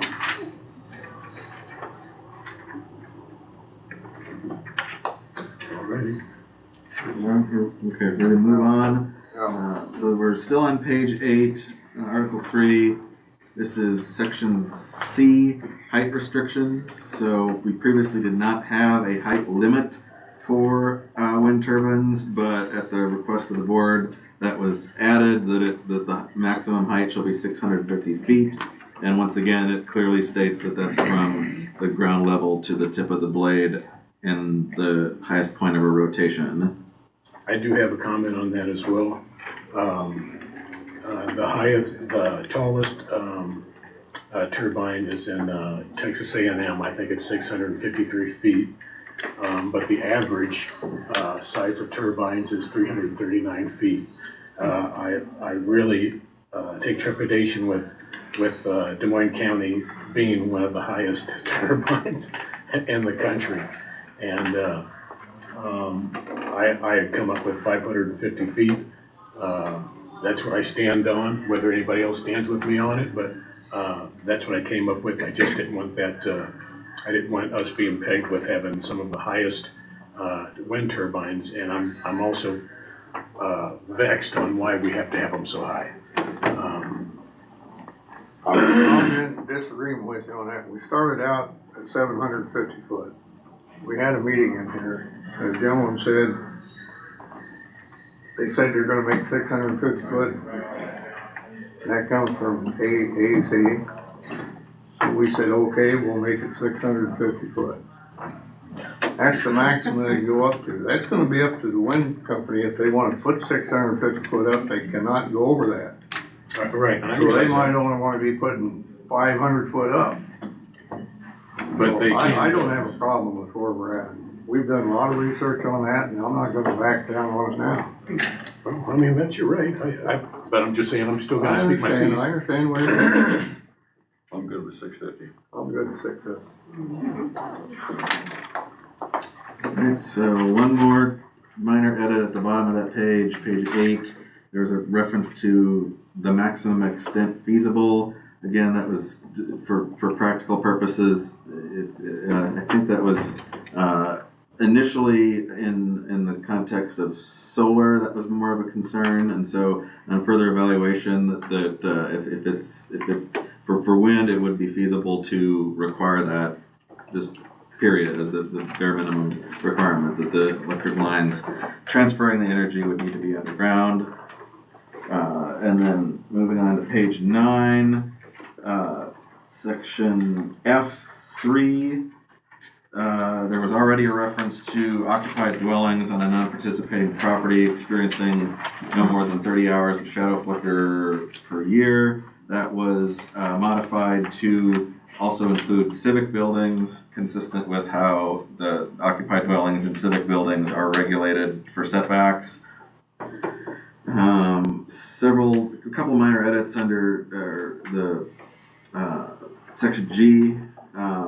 Actually, one is this was restructured. So the first section existed previously, but we added again, just so there's no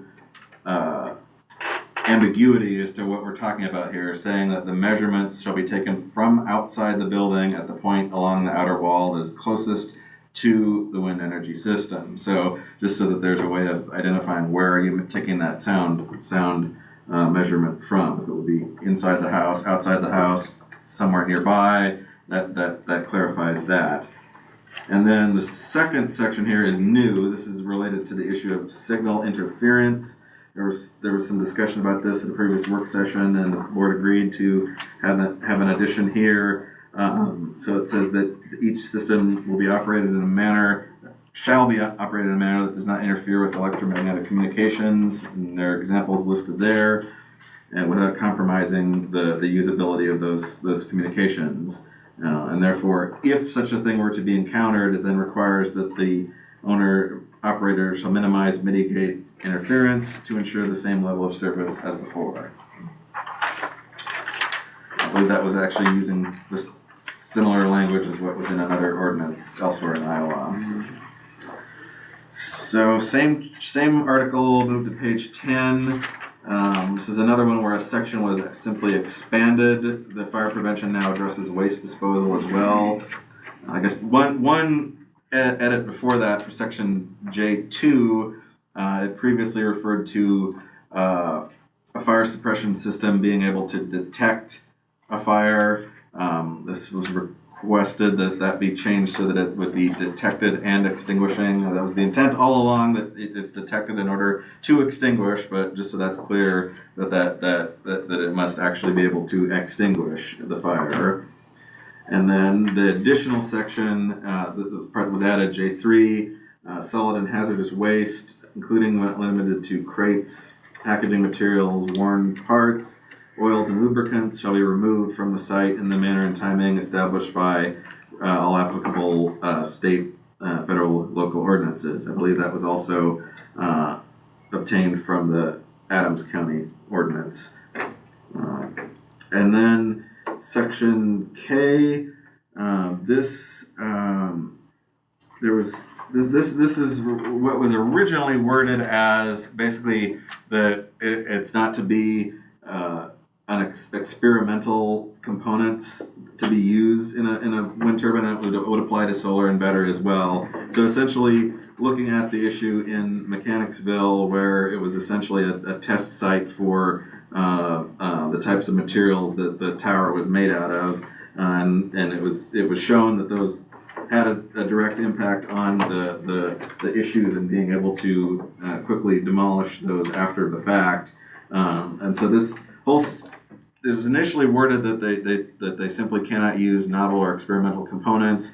But following the previous work session, there was some concerns about that not being specific enough in terms of how exactly do you regulate that, what exactly do you define as novel or experimental. And so this was modified to include a process for which the system, that there would be a technological risk evaluation conducted by a licensed third-party professional of the board's choosing and at the expense of the developer. So basically, this third-party entity would assess the overall risk of the system, and they would go into detail on all the components as proposed, because the developer would be required to submit that kind of information as part of their siting permit process.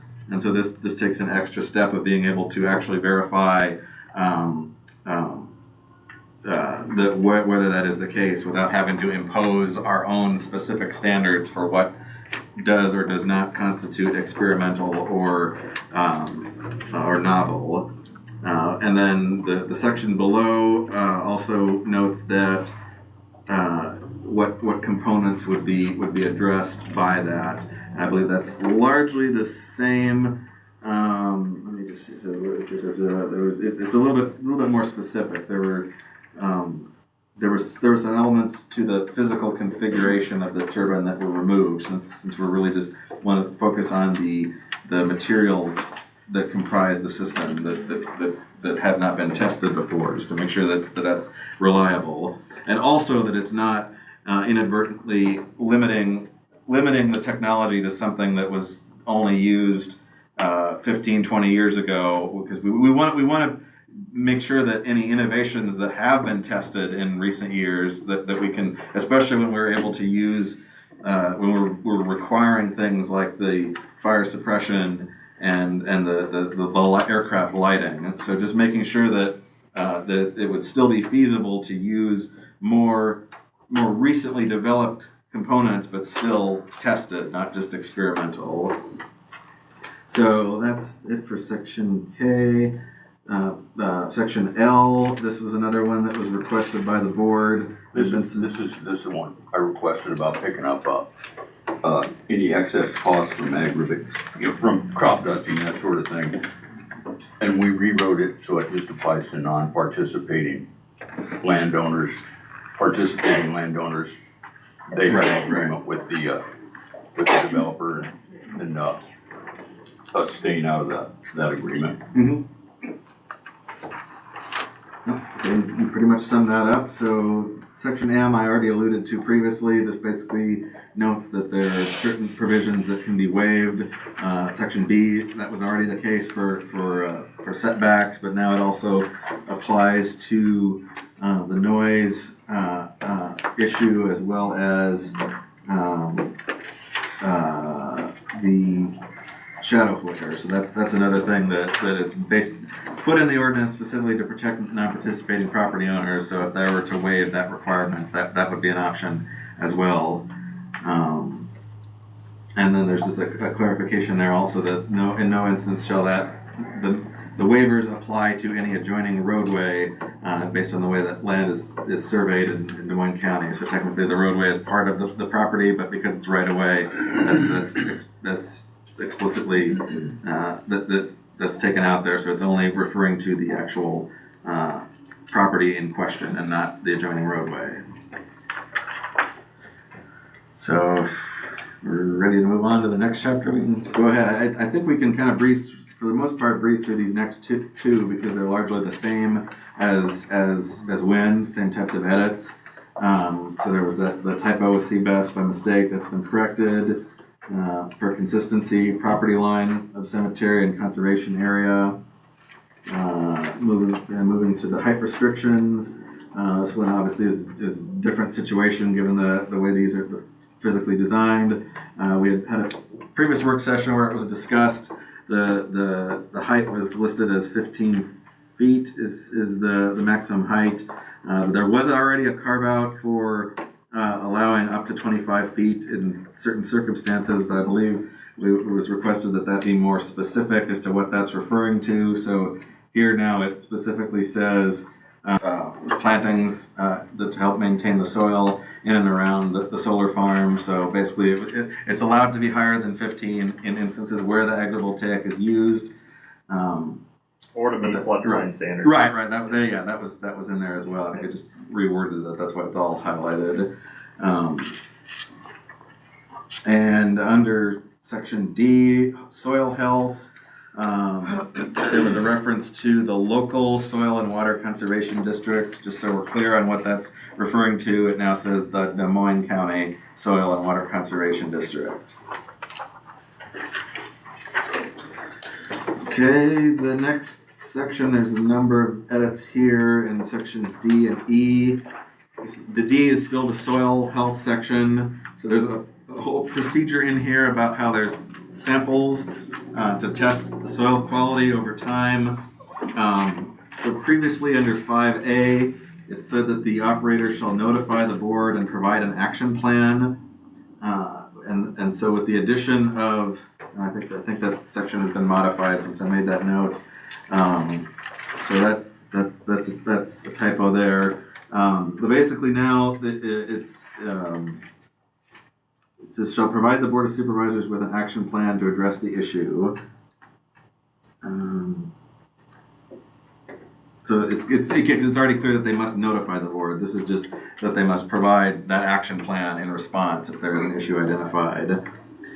So moving on to section 6, this is a new addition here. I believe this was discussed at the work sessions that we talk about this baseline soil sample and then during the course of the project, but what about just once it's actually decommissioned and the facility is removed from the site. So we added a requirement that a final soil sample must be taken at the conclusion of decommissioning, and then the report must be provided to the board. So just ensuring all throughout the duration of the project and once it's concluded, the same standards are being applied.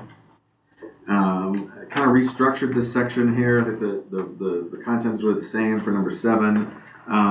But one thing that was modified was that the samples shall be taken at a rate of at least 1 for every 100 acres. It was previously just said 1 for every 100, whereas essentially there's no reason why they couldn't do more than that voluntarily. That's just an oversight there that just by saying at least, that's really what we're requiring. We're not requiring exactly that. That's the minimum.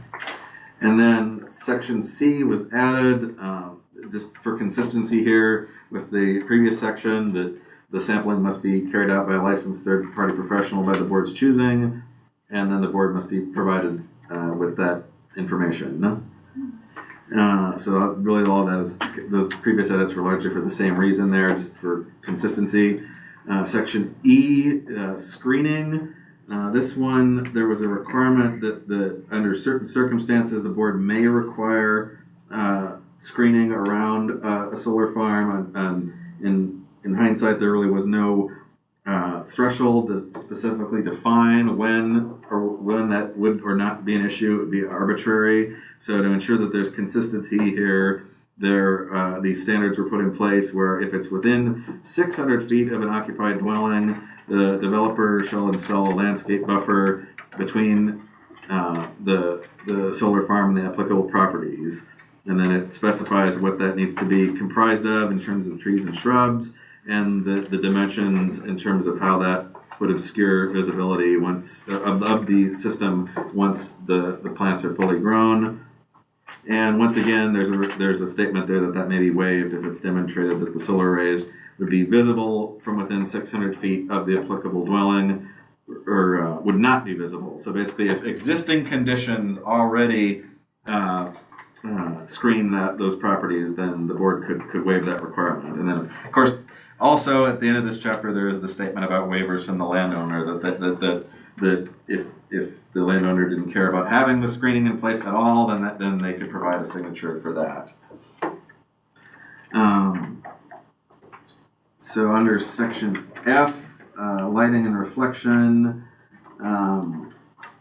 believe we had discussed previously having a section in there just to dovetail with the wildlife monitoring plan, just because that's one of the main concerns with regards to solar and wildlife is just the reflective surfaces being a risk there. So that just, since it relates to the topic of lighting and reflection, there's a cross-reference to that other chapter there. And noise volume, once again, this is consistent with what we had in the previous section and for battery storage. It's listed now as 50 A-weighted decibels as the maximum, and then also notes that such measurements shall be taken from outside the building, outer wall closest to the solar energy system. And then there's similar to the other chapters, there's the statement about not applying to severe storm. Specifically, if there's an electrical disturbance that temporarily increases the noise.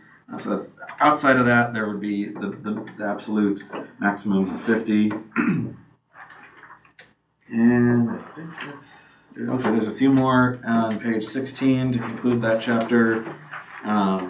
There's a section about fire prevention and waste disposal. Really, this is just added for consistency with the other, with wind and battery, basically so that solid waste and packing materials, etc., would need to be removed in accordance with all applicable ordinances.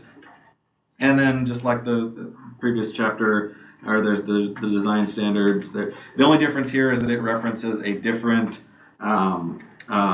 code, specifically the IEC codes that are listed there, the Electrotechnical Commission, and then it also includes the stuff about having the third-party assessment of the technological risk. And then, like the other chapter, section L, the waivers was moved from the setback so that it applies to the specific sections that are identified there.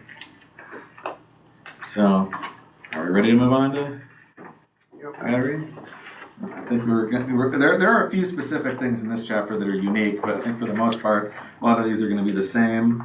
That applies to section B, 1B. Section B2, we've gotten some feedback on that to further address the technical issue here.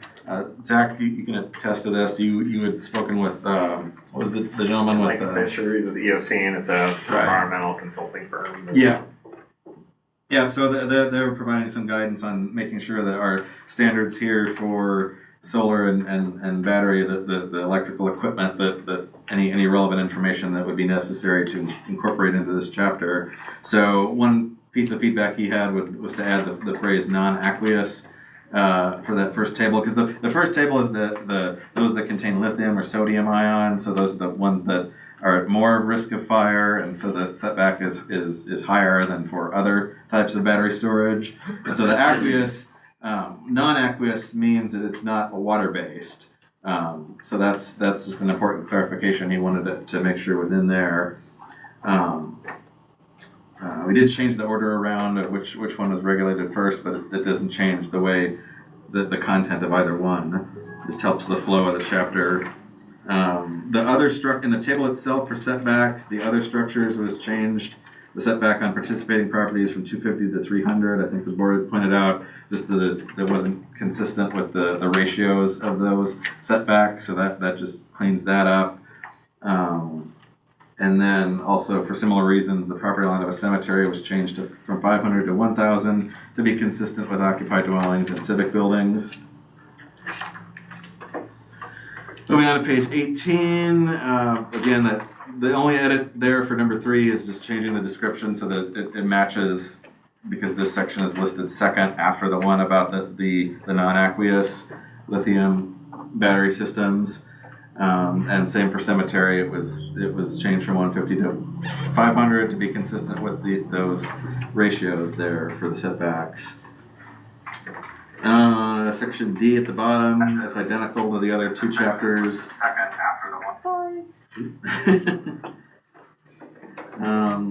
Yeah, just changing the decibels to be consistent with all three. We did add a statement here at the end. I think this was also some feedback we got specific to battery storage. So in any instance where a CBES will be located within 1,500 feet of an occupied dwelling, noise reduction barriers shall be installed around the perimeter of the system, including the inverters, transformers, and cooling systems. So basically the feedback we got there was that those tend to have a decent amount of noise associated with them when they're operating. So then it's becoming common in the ordinances, local ordinances, that such noise reduction systems can be installed to mitigate that issue. And at the bottom of the page it bleeds onto the next page 20, but it's the same thing about the solid hazardous waste that applies to wind and solar now.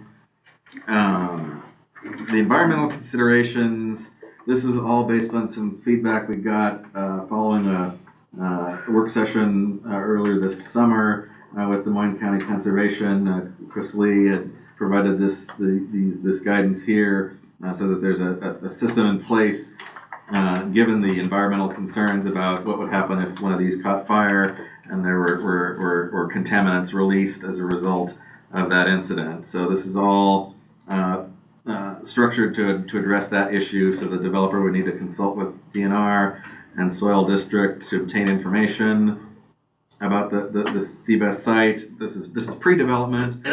So if those entities recommend a certain setback, the CBES would need to comply with that.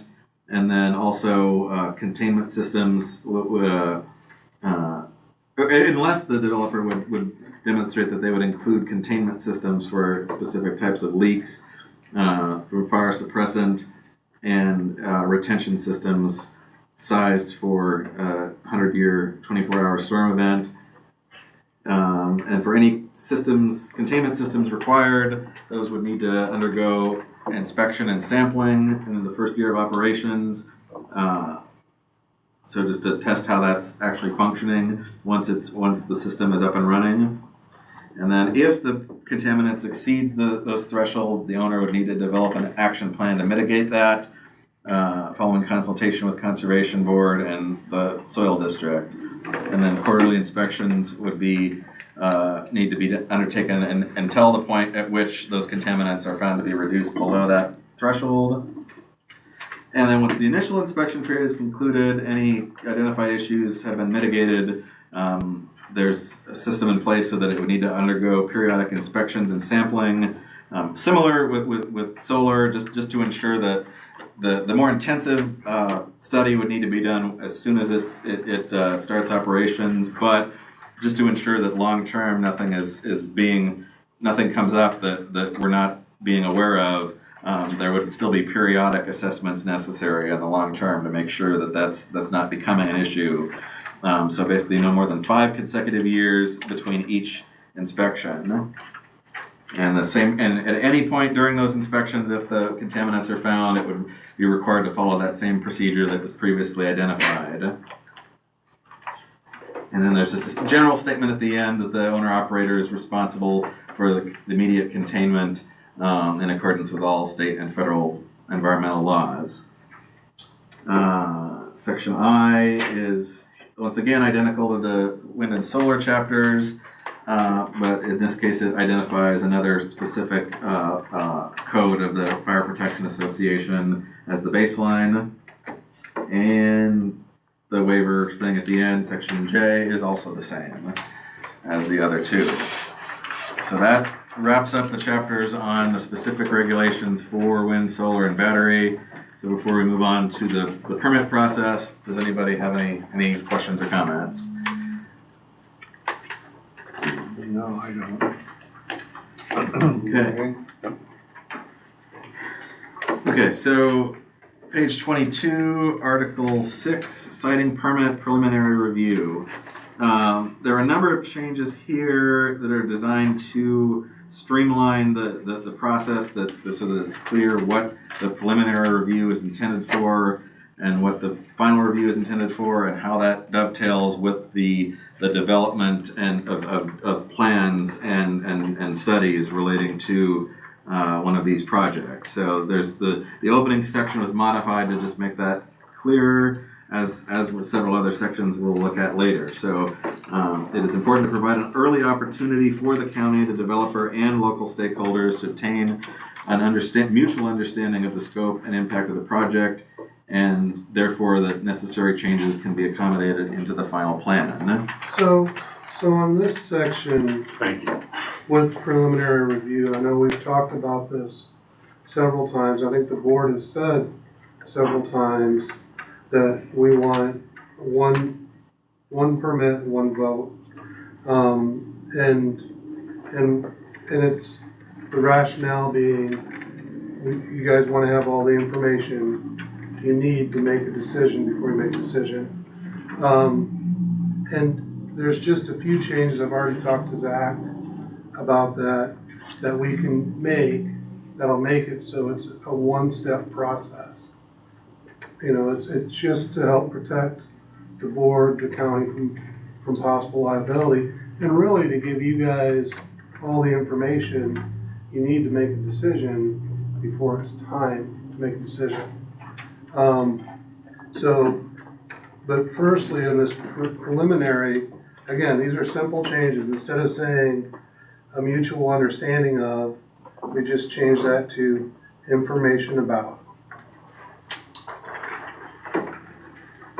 Are you saying change it, information about, for a preliminary view or for the one? Yes, and instead of giving a preliminary permit or, you know, having a vote initially, when we get to G, we just have that be a preliminary report.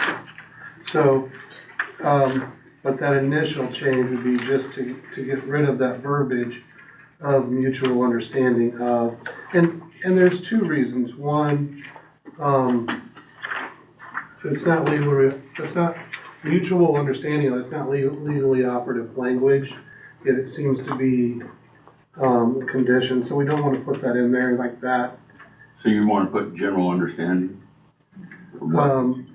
Just obtain information about the overall scope and impact of a proposed project, and just stop, period. That sounds vague enough to me that you aren't gonna find anything out. Well, then we're gonna have this initial review, and this will say everything we're gonna have in the review, right?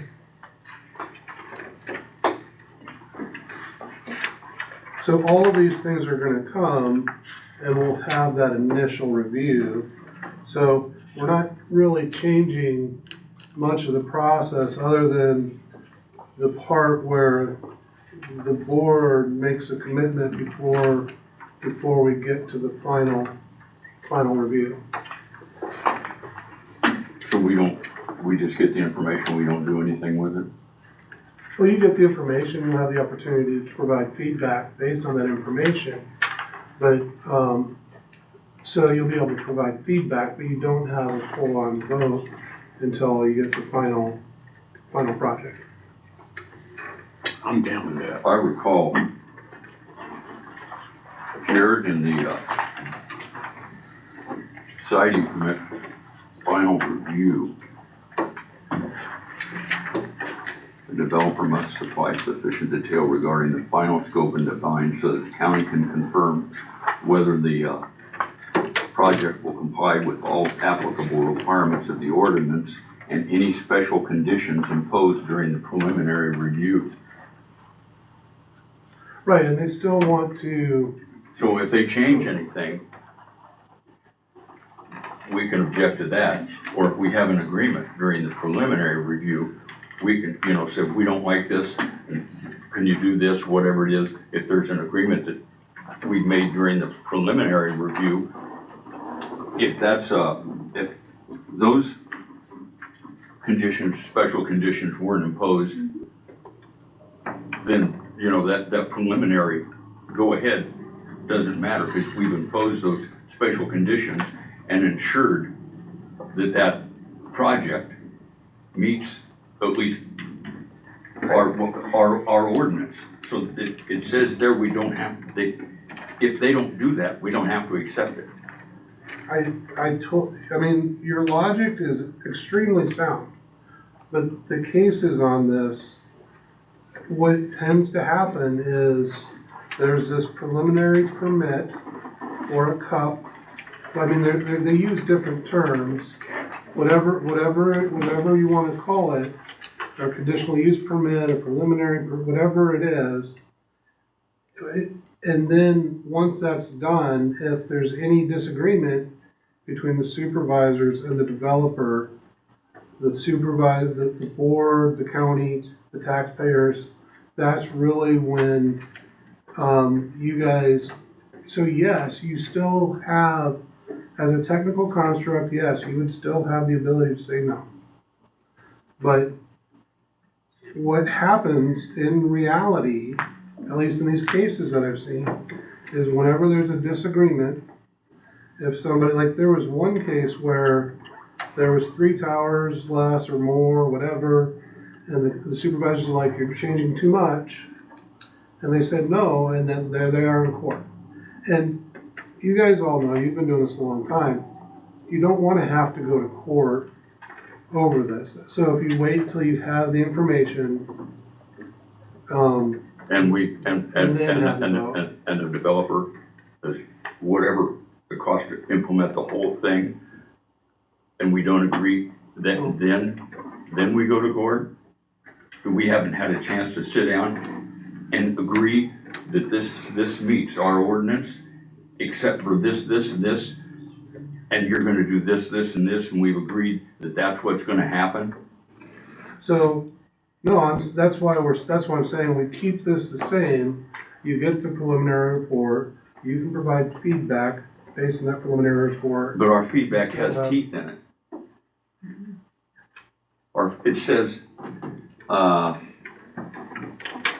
that the county can confirm that whether the development will comply with all applicable requirements of this ordinance and any special conditions imposed during the preliminary review. So we agree that when they're started, they say there's gonna be X number of turbines, they're gonna be located here. Here are the leases, here are the setbacks. They've got diagrams with radius on them, so that we're this far away from there, we're this far away from that. Here are the, whatever reports you want. Right, and you guys can still vote on special conditions. We can still ask for special conditions. But you just without said we having wouldn't be to vote voting on it. the. You just said we could vote on it. What I'm saying is, if you vote on whether you wanna call it a preliminary permit or a conditional use permit, that's different than asking for these special things. You can say, hey, we think we need this, and you can ask for that, and you can take that as an individual request. So you can still do that, you can still have those teeth. Say, hey, we've looked at this, we've had this, we've heard this report, and based on what we've heard, we're not to the point of final, we're not ready to vote on this, but we have these special conditions we think we need, and you can still do that. As a vote simply on asking for special conditions to be met. I'm not following you. Well, so if you have the board may impose additional conditions on the proposed development, which the developer must comply with in order for. What page are you on reading that out of? So this is on 27. For a siting permit to be approved, such conditions shall be limited to anything deemed necessary to protect public health, safety, community, welfare. So you can still do that. You don't have to have a vote on providing a conditional use permit or on providing a preliminary permit. But if we don't have it documented, you know, said, these are the special conditions, the board voted on these, everybody's in agreement with these. Mhm. We're just gonna have a consensus of the board and take that to court when they don't match. Well, what I'm saying is if you wanted to have a vote specifically on that, if you wanted to do that, you could do that without having a vote, So you for think consent to, that, so we're calling it you think if they have consent to proceed. a preliminary review of that and the board approves that we're stuck? We do not Or the want court to shouldn't vote say you're on stuck. whether, we're calling it here a consent to proceed. You can call it a cup, you can call it a preliminary permit. It's, all of those things I think are the same, and we don't want to do that. That creates liability for the board if things go south and there's a disagreement. Now, well, it doesn't necessarily create a liability, I shouldn't say it that way, but it creates that property interest in that preliminary permit, that conditional use. In That's this what the case, it would Supreme be a Court is consent gonna to decide in a couple proceed. weeks, right? Yes, that is coming up, we've talked about that, yes. They're looking at that specifically. But if the board, or if the county, or the board, Mhm. wants to have any negotiating power, Mhm. you're gonna have more negotiating power before a developer is all in. And I mean, spent buku dollars, you know, and then saying, we want you to change this. If they come to us earlier in the process, we can say, you know, your view of this is different than our view of this. You know, there's two different, that's the time to work that out. And say, you know, we're looking at this two different ways when you bring it here. This needs to be changed, this is our special condition, this does not meet whatever, rather than giving them the incentive to go to court by taking the time and money to create the whole thing and then saying, this isn't what we wanted, this doesn't meet our, or if you, I guess I don't, there's just a word you don't want to use, I guess. So, no, it's not just a word, I'm saying, we don't want to necessarily vote to have a vote to, whether it's a consent to proceed, whether it's conditional use permit, we don't want to have a vote saying that you're approving this concept. If you guys want to have, Well, we would be approving the concept. I mean, if they come in and said, well, here, we're gonna do this, this, and this, and we've changed the setback, and we're, whatever. Well, they're gonna have to bring it to us in a preliminary review. Whatever you call it.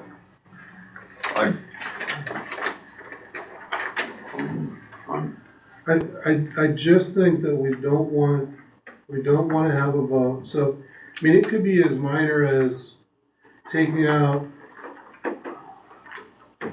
having a vote, and so you don't have a vote on the consent to propose. No time. Proceed. I mean, it could be as minor as that, but you don't want to.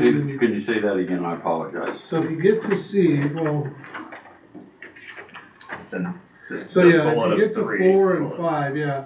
So you have this 3, 4, and 5. So you have the public hearing, and then they're asking for, the board shall vote. So it could be as simple as taking out the words, the board shall vote on whether to grant developer consent to proceed with final review of the citing permit. I mean, that vote on the consent to proceed. So we could pull out the vote, you're saying? Yeah. Just take that away. So where does it say that? In 3 on page 26. First sentence on page, bullet 3 on page, at the bottom of page 26.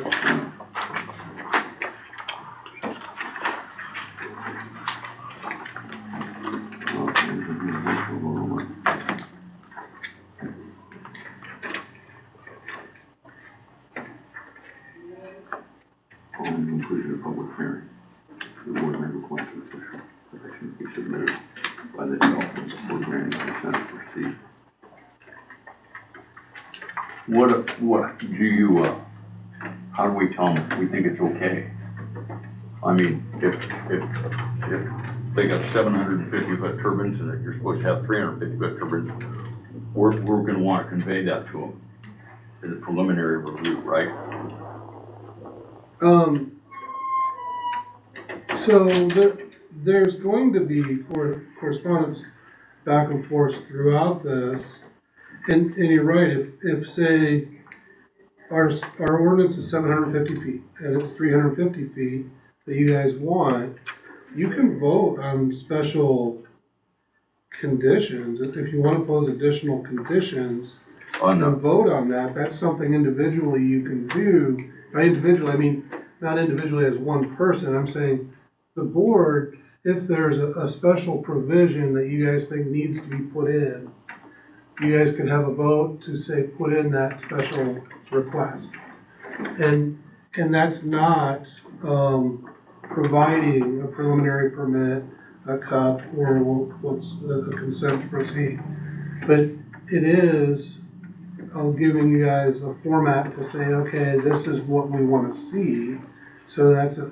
So they show us that. How do we express our approval or disapproval? You don't yet. Because you're still considering. That's my point. If there's something you want, you need to do it now and sit it at the end when they are all in. Well, if there's Instead of, by the way, we didn't tell you. I mean, and then you've done more of these contract negotiations as far as developing things, and that's your area. But just from the legal standpoint, it's in the best interest of the board that you guys wait till the end to provide a vote and not provide a vote to proceed. It's up to the developer if they want to proceed or not. Even if they vote could proceed as shown and with the following additional whatever agreements were made at that time. I mean, with it specific that what we agree to, and if something's different than that, then that's not something we agreed to. I mean, I think that the issue you have is that there's a formal vote on it. It is. So I mean, is it just changing it to because I mean, this is really, it's meant to be one permitting process, and this is our initial review to look at the application. This is So our chance to help. so you don't wanna vote on it, I mean, and I get what you're saying too, it's like, and I think when we've talked about this too, it's like, you need something to, here are the things you need to do. Yeah, we want the permit. preliminary. So We don't all want to be surprised. Is it- Here's the final plans and this, and this, and go. But is it changing, so getting rid of vote, but maybe there's like some kind of correspondence or, here are the things that need to be addressed or, that, Well, I think if we whether it comes from staff or board or. I think if we keep in that language about the board may impose additional conditions, then that would be your opportunity to provide feedback. At that point, if you wanted to provide formalized feedback, that would provide for that. So we issue them a letter to proceed. No, it wouldn't be a letter to proceed, but. Well, you gotta tell them, you can't just say, my fingers are crossed, but go ahead and do what you're gonna do. Nobody,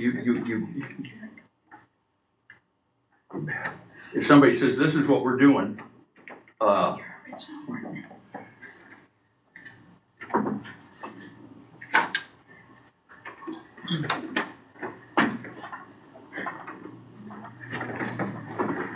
I saw your hand, Melanie, and I know The I only shouldn't do thing I this, but if you just tell me which. The only thing I wanna bring up to you is look back at your original ordinance Mhm.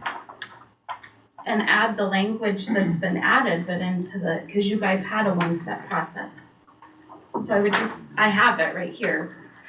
I would just ask that you would look at that and see if you can kind of combine those two. Can you pass it forward, please? Sure.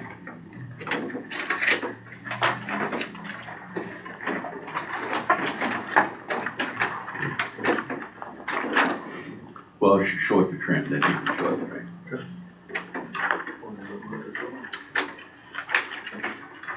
I apologize. No, this is fine. What do we have?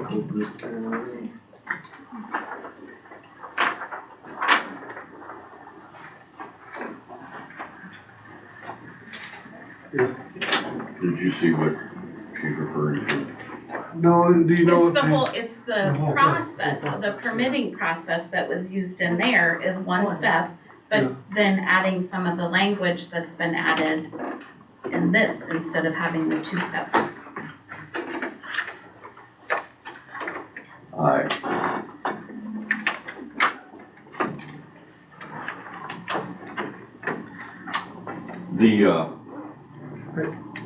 If our, is the, formal vote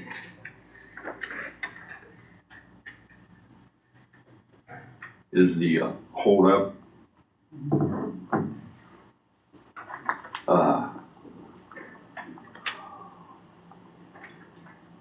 Can we circle 3 on page 26? And, I'll reach out to, because that's the sentence. Yes. Primarily. Yeah, it does not bother me, and, I will, you guys move that, we can keep on going and just leave this hanging. Otherwise, I'm gonna vote to go with what we got. Okay. No, let's not vote what we got, let's talk it over. Okay, well, let's not do it now. No.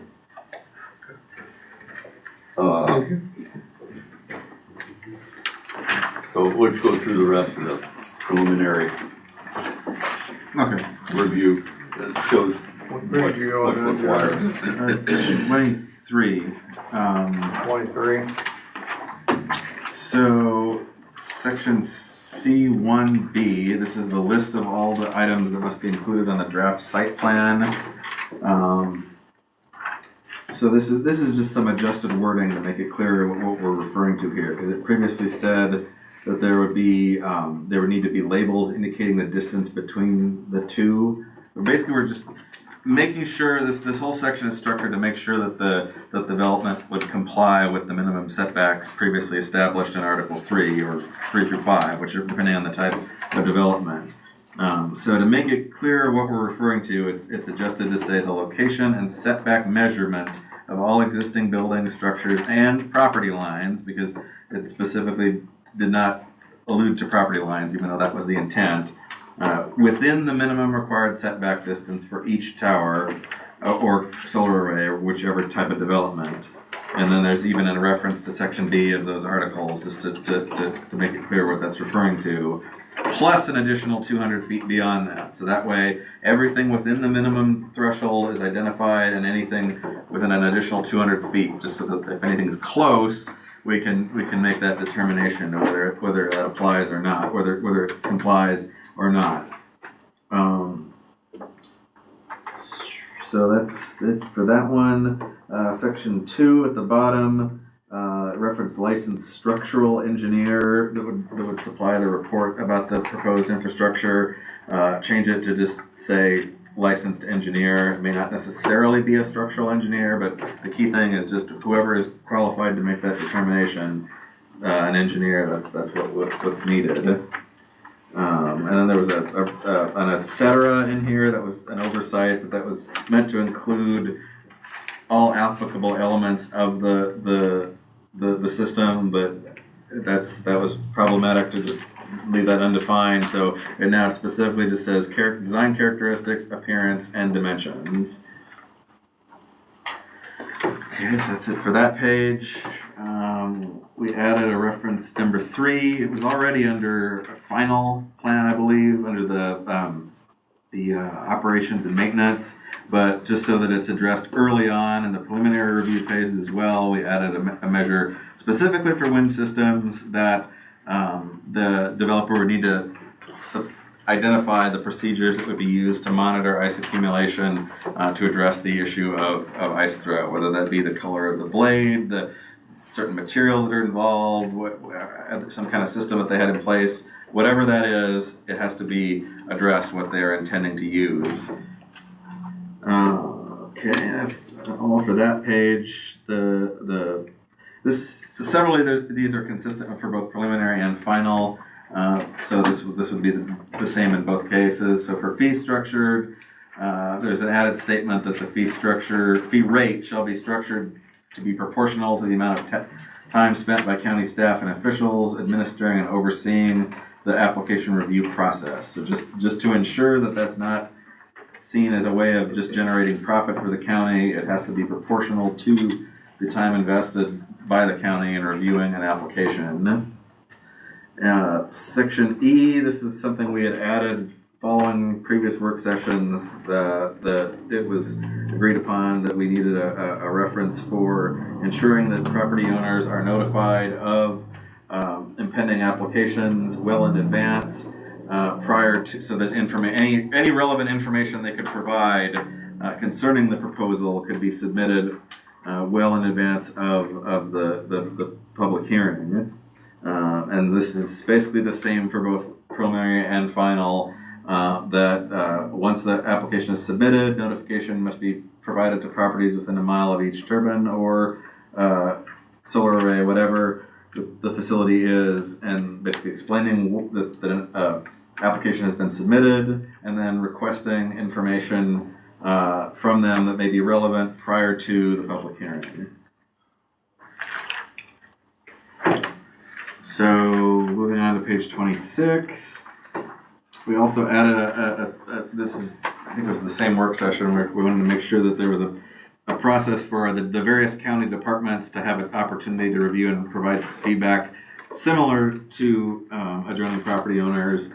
So that could include health department, conservation, emergency management, etc. So we listed out the specific departments there and this is already structured similarly to what the process we already do for subdivisions and larger zoning permits as required by the ordinance.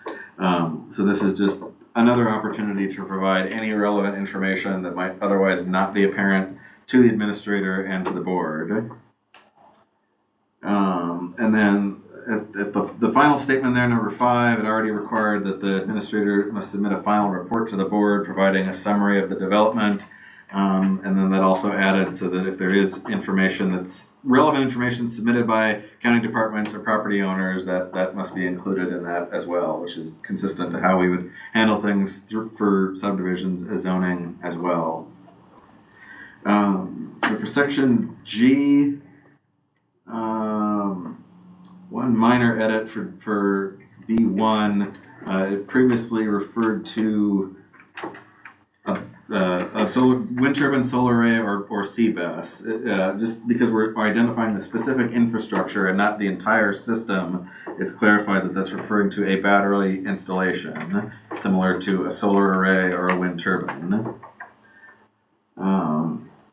And then section 2 was added. This was just meant to, because we previously discussed the issue where with setbacks, being able to know if someone's planning to build something soon, that if there's information that the developer is not aware of and there is a project underway where another a building may be impacted by this setback requirement, this just provides an opportunity. And technically, even without this being in here, that could be the types of information that a neighboring landowner could provide. But this is just meant to have a reasonable basis for determining is this an actual planned development that's going to take place in the time frame of this wind development or solar or whatever that's going to actually take place during the time frame of this project being developed, or is it just something long-term that has not been, there's no specific plans in place for that yet. It's just an overall long-term aspiration. So the intent of this is just to have a structure in place that the burden would be on the landowner to provide that information during the public review process, just as an extra means of ensuring that those types of development are factored in some way. So section G3, this basically added a section here about the public hearing that afterwards the board may request additional information be submitted, which would trigger another public hearing if needed, but basically that's at the point where once there's been a public hearing, if for whatever reason there's not enough information to be able to make a decision, or however that process is done, that there is an opportunity to request additional information as needed. And we already went over section 3A, so to conclude this chapter, again, it's depending on the terminology we use, but there is a statement at the end, number 5, that was added that just makes it clear to the reader that how this process works. Basically, once the board makes a determination, however that occurs, the next step is to then have the developers begin the final review process as outlined in the following chapter. And then finally, for section H, it was initially listed that the active permits would be, or active applications, because it's all considered part of the same application for preliminary and final review. But basically, they would have 1 year to initiate the final review. Previously 2 years. Given that the whole process, with the two-step process, then that would not be practical to require 2 years in both cases. 2 years may make more sense for the final approval, just given any logistics that would be involved in actually implementing construction, where in this case, the year is simply to conduct whatever studies and finalize plans for the development once the initial proposal is presented. So that's the end of that chapter. If you want to move on to the next one or stop now, it's however you want to handle it. Go ahead. All right, so Article 12 here, the final review, Section B, it had previously said as outlined, so it just basically added a reference to Article 6 that, again, to streamline the flow of the language in here about how that process works. Section B2, it previously said any substantial changes. If it's basically saying that if the changes have been made since the preliminary review, that those would need to be identified. Again, substantial, impossible to quantify there, so basically just change it to say any changes. However those minor those may be, if it's inconsistent with what was presented before, those need to be presented. Okay, so section C, similar to the other changes so the final site plan, it previously listed all of the same information that was in the preliminary chapter. Just to save space here, since it's really just exactly the same thing, we basically have a cross-reference that says that anything that's required in the corresponding section of that other chapter, that same information would need to be provided here if it's been changed at all. And then the report from a licensed engineer, same thing as before, not using the specifically structural engineer. But then in addition to what's required in the other chapter, it would also need to specify any information regarding a lightning protection system, fire suppression system, or aircraft detection. So that's the kind of stuff that wouldn't be necessarily ready at the preliminary stage, but would definitely need to be supplied before the final public hearing and review by the county.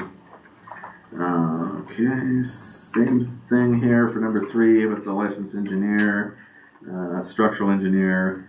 And then section 3B is just changed in order to be consistent with the 50 decibel weighted decibels threshold instead of 55. And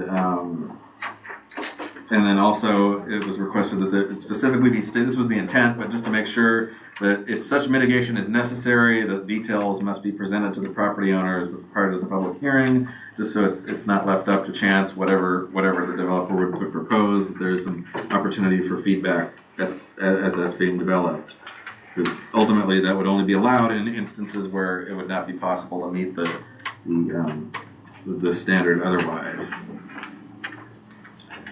Okay, moving on to section 8 on page 29. It already listed what was required for an operations and maintenance plan, but per the additional standards that are now required elsewhere in the ordinance, there's also a section there that says that they need to supply the procedures for waste disposal and manner and frequency with which any of those referenced materials would need to be removed from the site.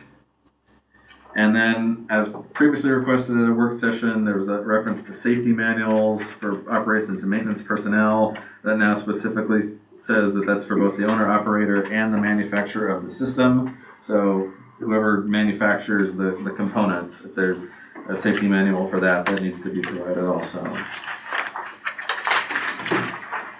Okay, page 30, under number 10, wildlife monitoring and mitigation plan.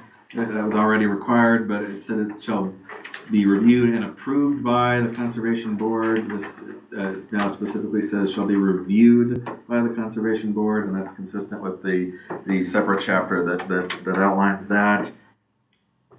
And then for this section, the last part is number 13 about the insurance policy. It now specifies liability, consistent with how that's addressed under the emergency response chapter, which is highlighted here in accordance with Article Section 8.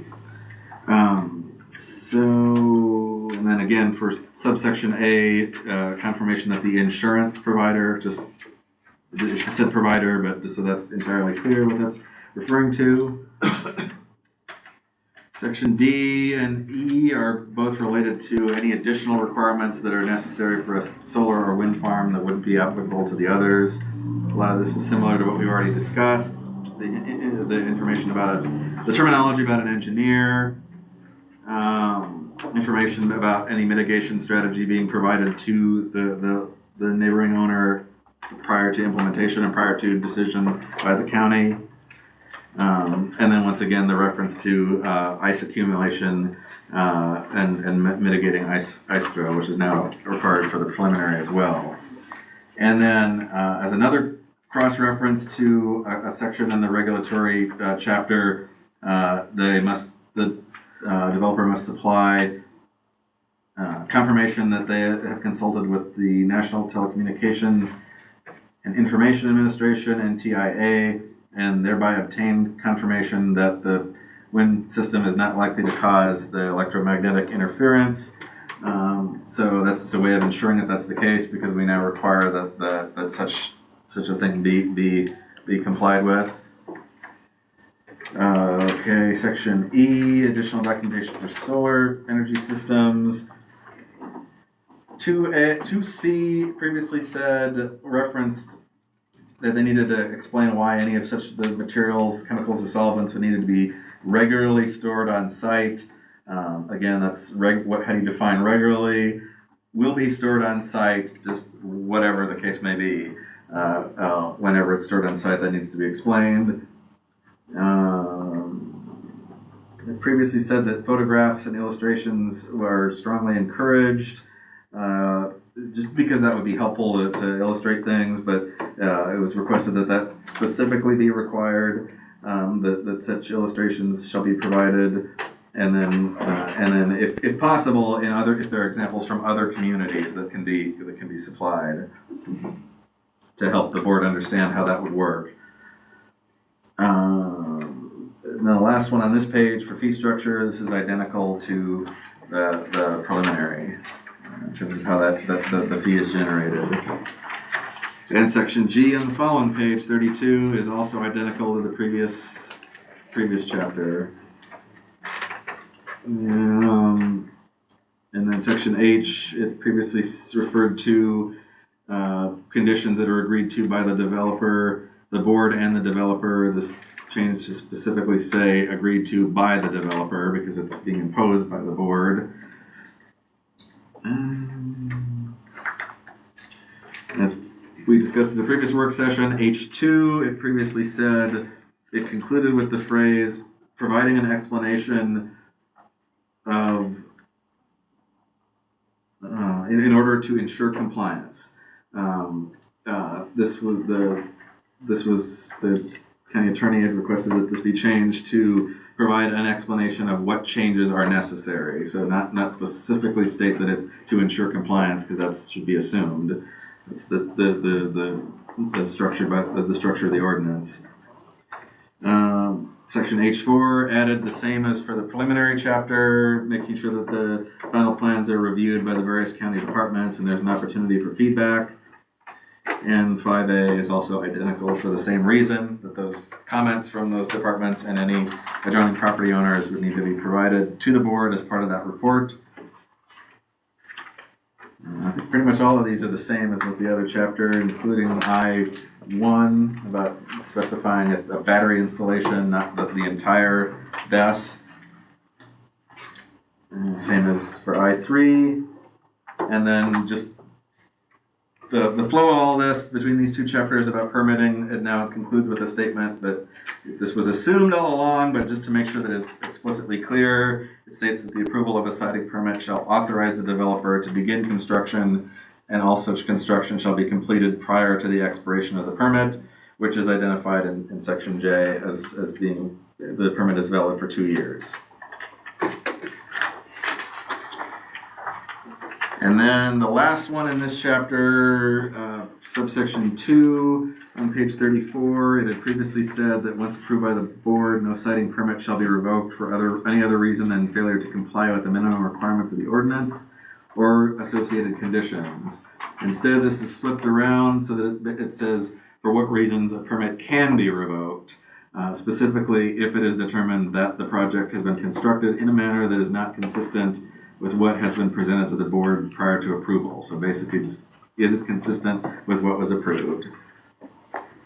So that's it for that chapter. The board has any questions? No. We need the last clause. Just, do you think we should just take it out entirely? I'm just asking. You see what I mean? If it's if in a manner that is not consistent with what had been presented to the board before approval of the permit. Anytime you add a qualifier like that, what do you think? No, I think we could take that last clause out and it just as effective, you're right. What do you guys think? You work with them developers more than I have, but I think. What part are you Are you saying get rid of the whole? No. Well, I just said the back half of it. If that is not consistent with what has been presented to the board before the approval of the permit.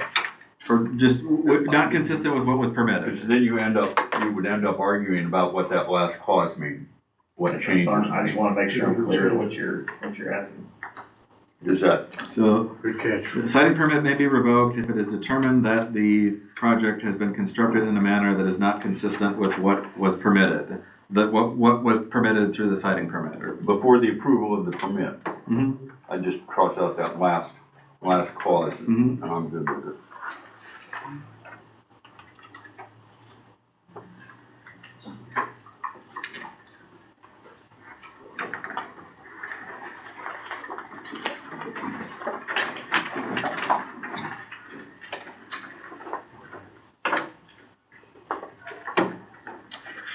Do we want to keep going, or after noon? There's a way there.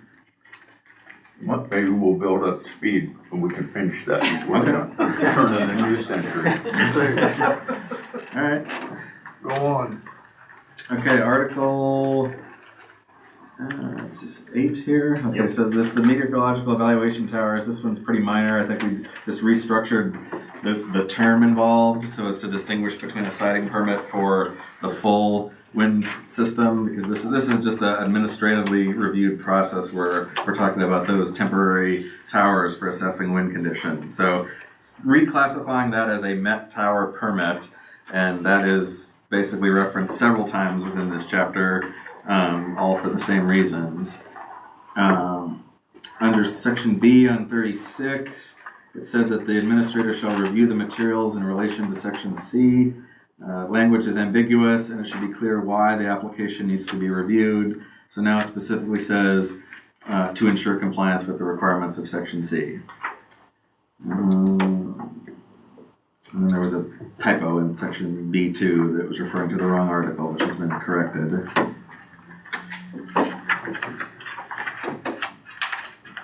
Okay, there's only a couple of changes with the Article 9 about communications and enforcement. There was a statement that had been added here under section B, public points of contact, basically addressing if there was any conflict or the developer had an issue with the decision that had been made by the administrator. This was just meant to structure for similar situations that are encountered in zoning, where if there's an issue with the developer has an issue with how the administrator made a decision on anything, that they could file that appeal. Typically, that's with a board of adjustment, which is an appointed board. I initially thought that it would be helpful to have a similar process in place regarding this type of development here, but since that would have to be the board of supervisors, in essence, the administrator is working on the board's behalf as a county staff anyway. Ultimately, such an appeal could be filed in court anyway if there was ever an issue. So I think that was just an oversight initially that something like that really wasn't appropriate for this particular type of ordinance. So that section had been removed. And then the only other change in this chapter was a minor typo under section C2, where it had referred to use the word contract, and it obviously meant to be contact, so that's been corrected. Sarah, is Brian here? You didn't go to sleep, did you? We're about to talk about the road. I heard my name.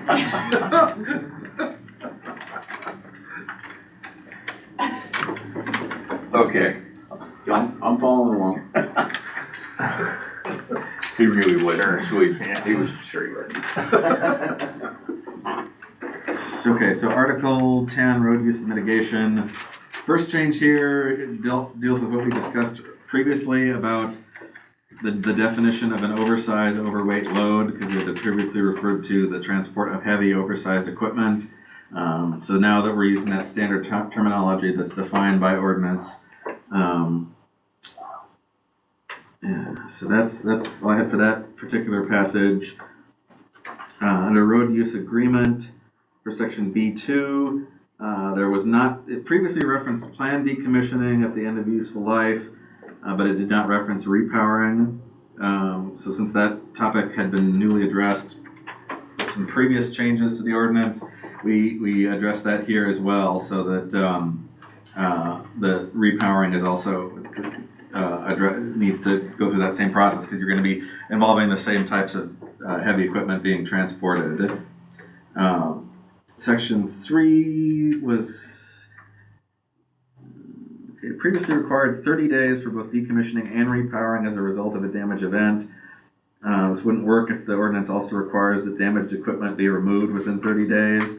So these were separated in order for repowering to stay at 30 days, while the requirement is shortened to 1 week for the actual removal of the damaged equipment. So basically now that for any targeted decommissioning activities resulting from damage, the owner-operator shall contact the county no less than 7 days after the event to coordinate the transportation of the equipment. And then the subsection A says that if the owner intends to repower, then they'd have to contact at least 30 days prior to the transportation of that equipment. And then B4, similar thing there, just the use of the terminology oversized, overweight loads. Quick question. Yep. Maybe more but so there's a standard procedure in the state of Iowa for oversized, overweight loads where you have to get moving permits. A lot of times you go through state roads when you're going to point A to point B, so then we sign off on those. Oh, you sign off on state permits if they go on a county road? If they're using a route that takes them on state roads and county roads, they will send us the state permit, and then we utilize that for the county permitting part of it. I guess I'm going, there's fees for all that and everything else. There's nothing in here that would somehow circumvent that process, because that's a state required process, which is not gonna change anything from this that you see, right?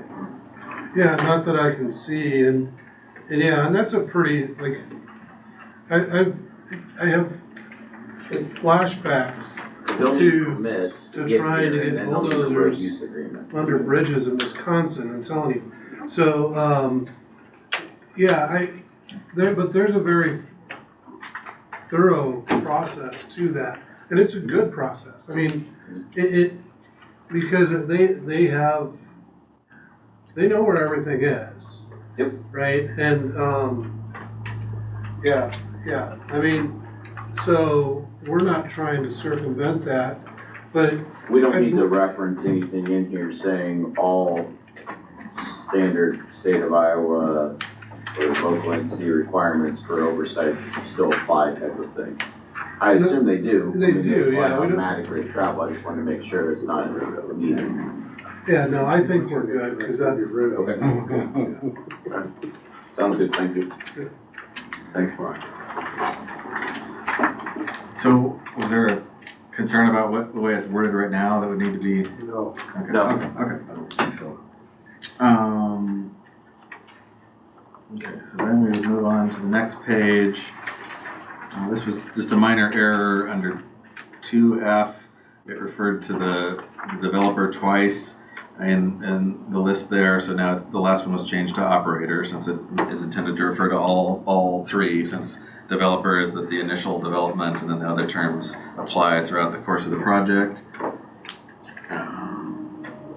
And then under section D, it was previously structured so the developer must obtain and submit the cost estimate, and then the county must have it reviewed by a third party, which I discussed this with Tom about he was concerned that this would, because it's structured the same way for decommissioning for the cost estimate, but in that case we're talking about private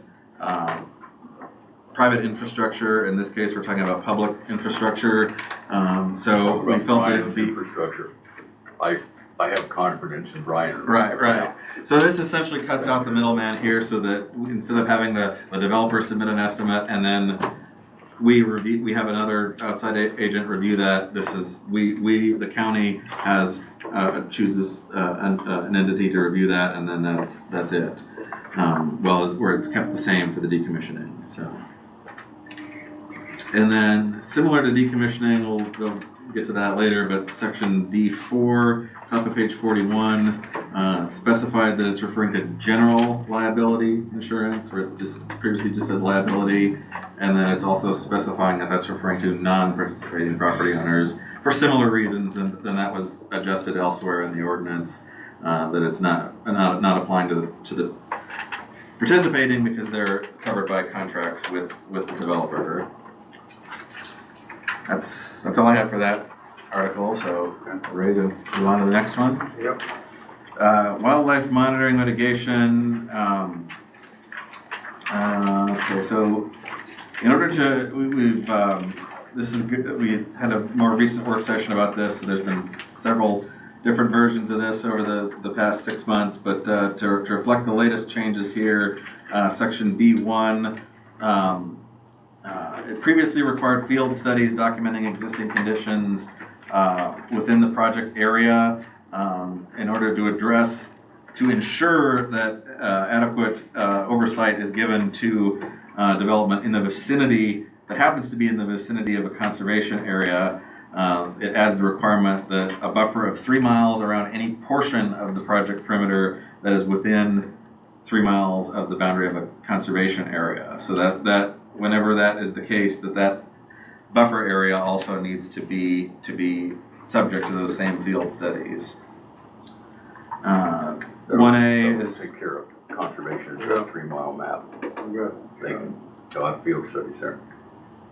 So instead of being an arbitrary 3-mile setback, it's still there. It's just that they have to provide documentation as to where those areas are present, and then that relates to the standards that would affect that if that was the case. So section 2, we adjusted the terminology a little bit to include. It was previously just endangered species. Now it says migratory birds, birds of prey, bats, or other endangered species that could be negatively impacted by the project. And then just a consistent terminology here, number 3, it referred to demonstrable evidence of the operations of a CWES, etc. That was modified to just say confirmation. So just demonstrable evidence being a new term that doesn't need to be worded any differently than anything else. So use confirmation. And then for section 5, it referred to all applicable wildlife species. It wasn't clear what that was referring to, so it's been modified to say avian and bat species specifically.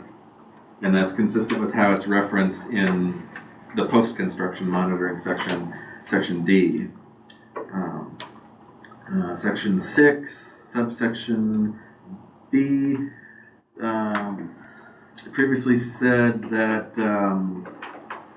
it referred to whether any sensitive environmental sites have been identified. It didn't specify who was making that determination. It now specifically says local, state, or federal conservation agencies would have to make that determination. Subsection C, that because it was specifically referring to all 3 conservation agencies, including the Conservation Board. Conservation Board was removed so that it is specifically referring to the DNR and Fish and Wildlife as to where those recommendations would be coming from. And then similarly, section D, it referred to consultation with those other entities. That's been removed, so it now just says restoration efforts to establish wildlife habitat if deemed unavoidable. And then under section C, it previously said that the board shall solicit comments from property owners and submit that's the Conservation Board specifically, shall solicit comments from property owners and submit a recommendation to the Board of Supervisors.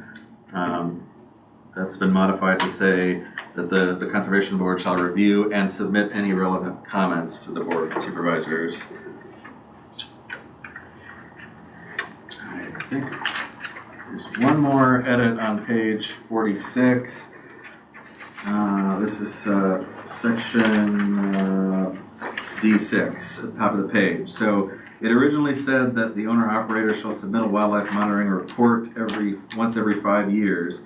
And this was the same wording we used elsewhere, referring to the soil evaluation for BESS. And so just so we're clear on what 5 years means, once every 5 years doesn't mean at any point over a 5-year period. It means at least once after no more than 5 years, consecutive years have transpired. So that way we're definitely having that assessment each 5 years.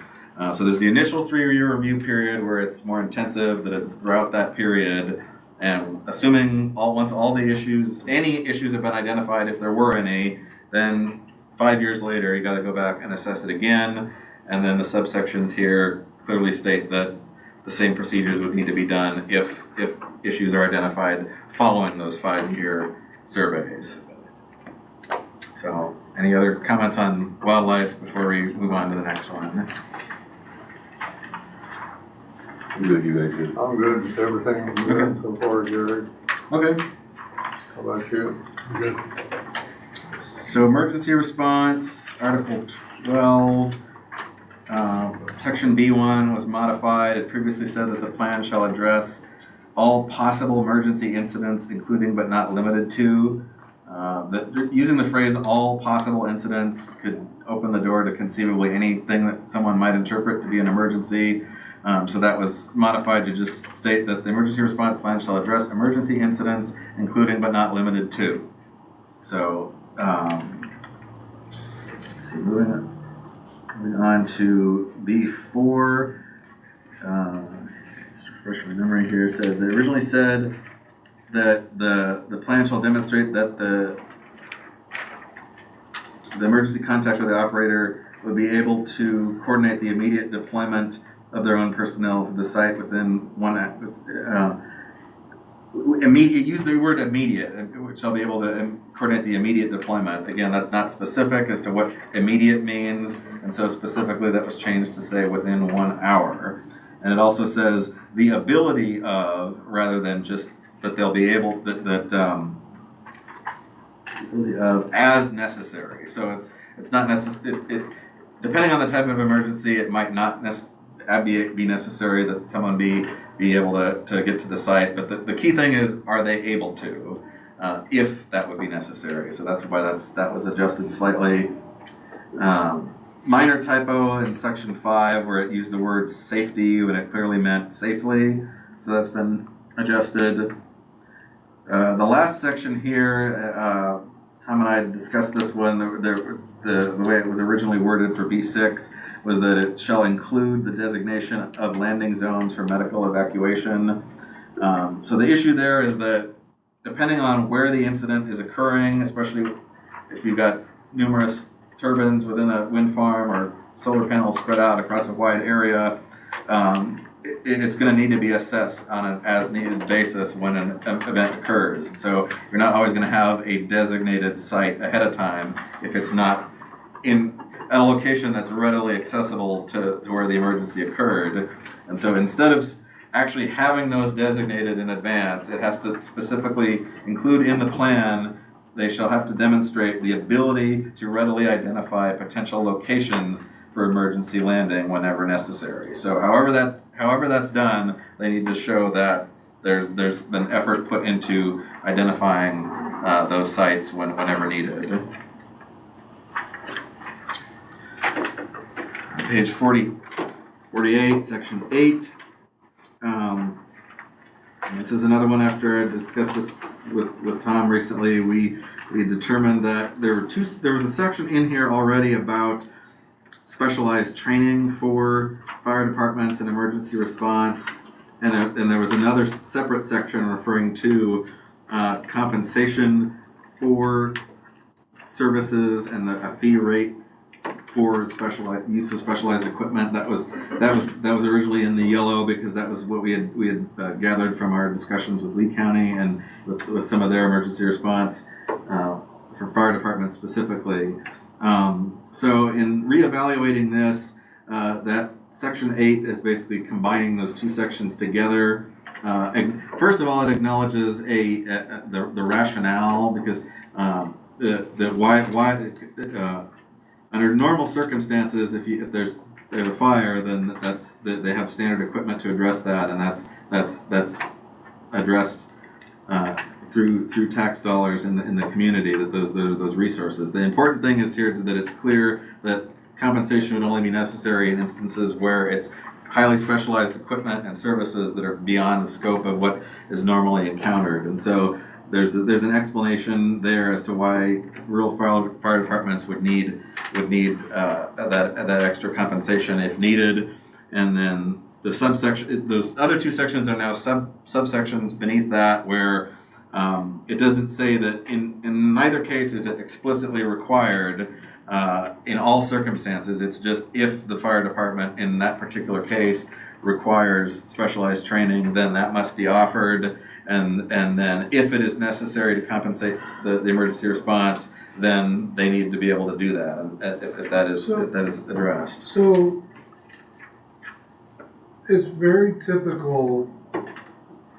I think every department, Shane can talk probably more about this than I can, or as much, that every fire department, emergency response, they all have these co-use shared agreements. And so if anyone's called into a jurisdiction, whether it's specialized equipment or normal usage equipment, that's part of that. I mean, that's just what they do, right? That's true. So by limiting this to specialized equipment, especially during the process of, say, a construction phase or whatever, where there's just a higher demand.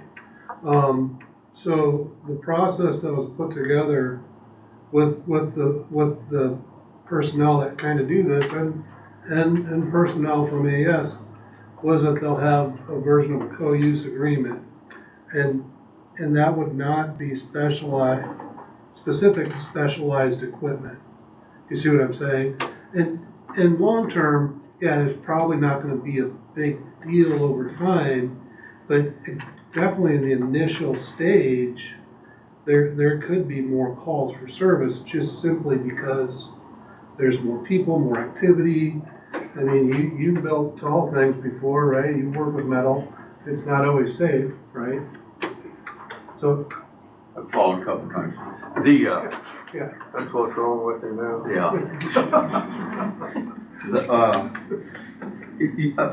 I guess, and the thought behind it is somebody else said, do other businesses have to pay to use emergency equipment, fire departments and that sort of thing, for the things that are funded by the tax dollars they're already paying?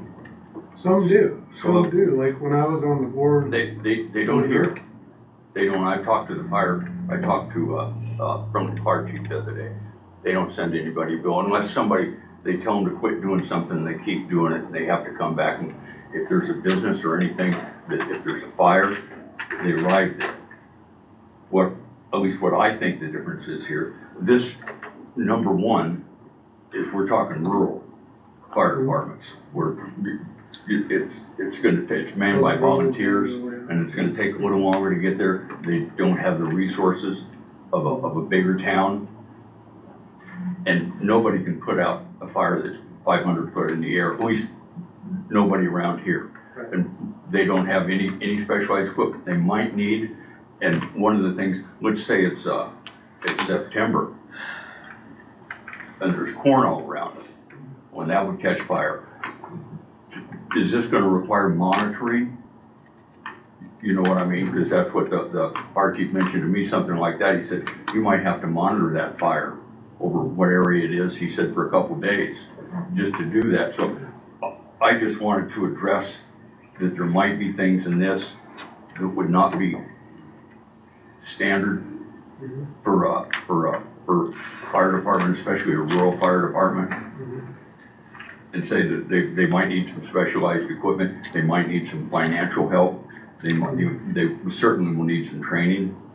And I think probably when they create that plan, if you have other fire departments that respond, or any emergency personnel that respond to a rural emergency or in another zone, am I making sense, Kevin? Yeah.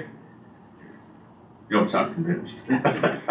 But anyway, so the point of this is just to sort of, we'd like to see a plan, how they're gonna do this, what they think they're gonna need, and what people are gonna need training. But we start out by saying it's a rural fire department, because they are. And they've got one, maybe two fire trucks, I don't know what Mediapolis has got, I think Yarmouth's got one. Right, well, they have several, but they're older trucks, but the jurisdictions will rely on each other. Yeah. It's really hard to say, if we're dealing with height, then they're gonna have those specialized. Or you just wait till it goes out, and I have no idea. For me, it all depends on if there's life at risk. Yeah. That changes the entire thing, but we don't put another life at risk, to preserve equipment. No. But we did include fire suppression in these. There is fire suppression in them, but that's not on the outside. They've got fire suppression, lightning suppression, so hopefully you know that's at the stage now where that doesn't happen, but I guess when we look at what you wanna know I wanna know what the developer,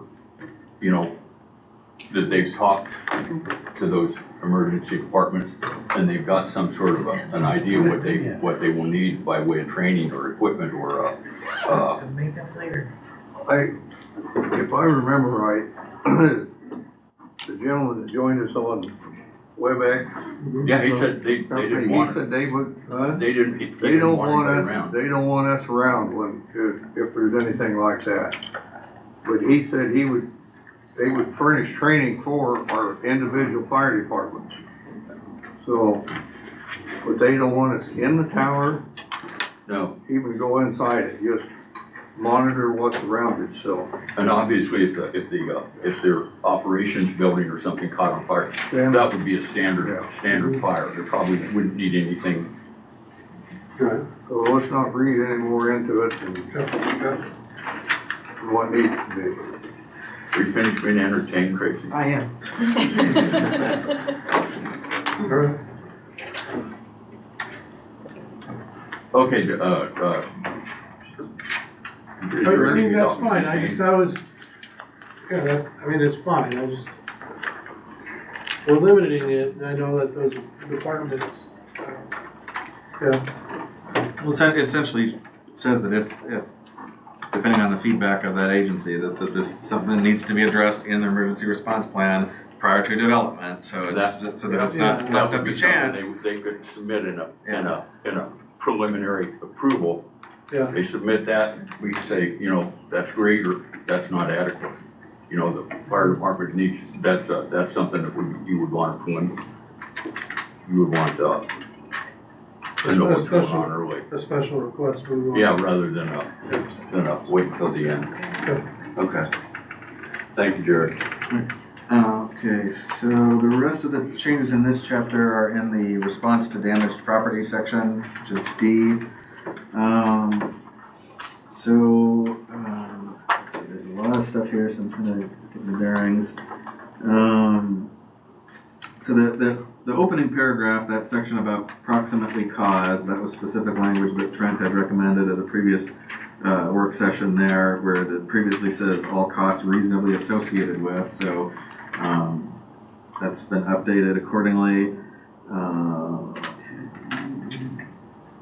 We did some slight adjustments to the list of emergency events and how that's worked. Just making it clear how that is to be addressed. So if the emergency event results in conditions that present either an imminent danger to the public or the threat of environmental contamination, because some of those conditions specifically apply to environmental contamination rather than public safety more directly, then the owner shall mitigate such danger within 30 days of the damage event.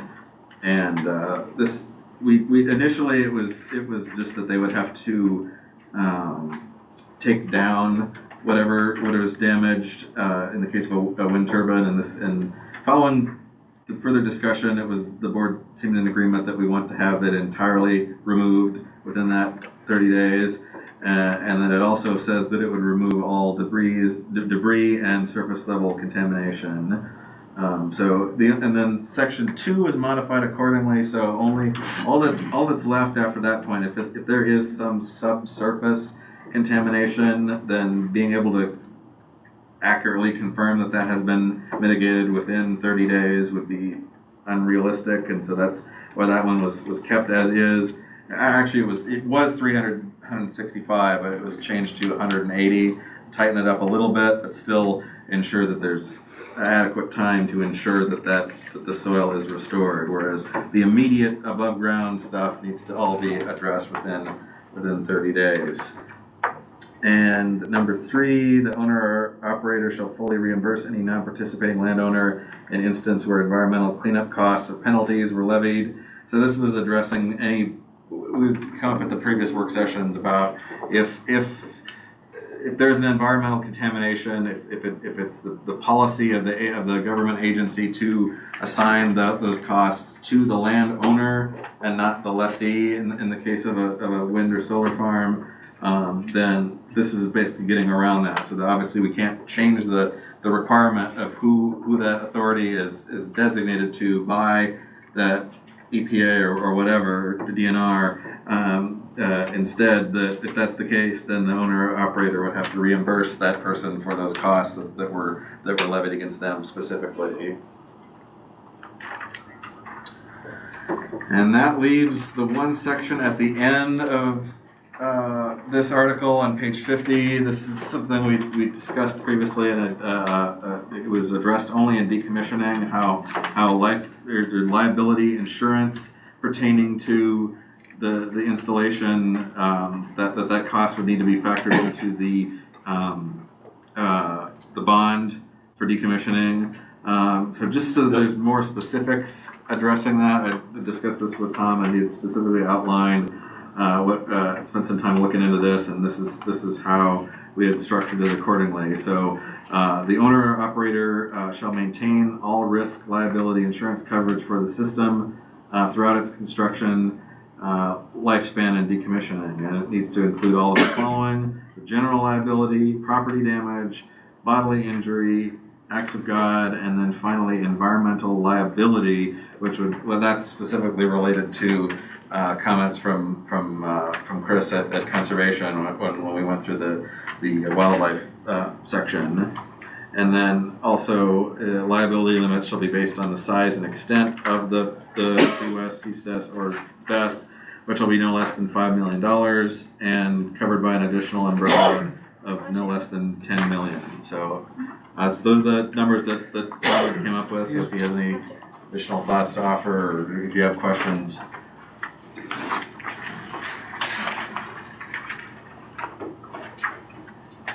Are we ready to go on to the last one? Well, this one, I think comparatively only a handful of changes here for decommissioning. So this is on page 51. First one is just a terminology thing. I had originally had useful life in there, but since we use operational lifespan elsewhere and it is defined in Article 2, that term was changed accordingly.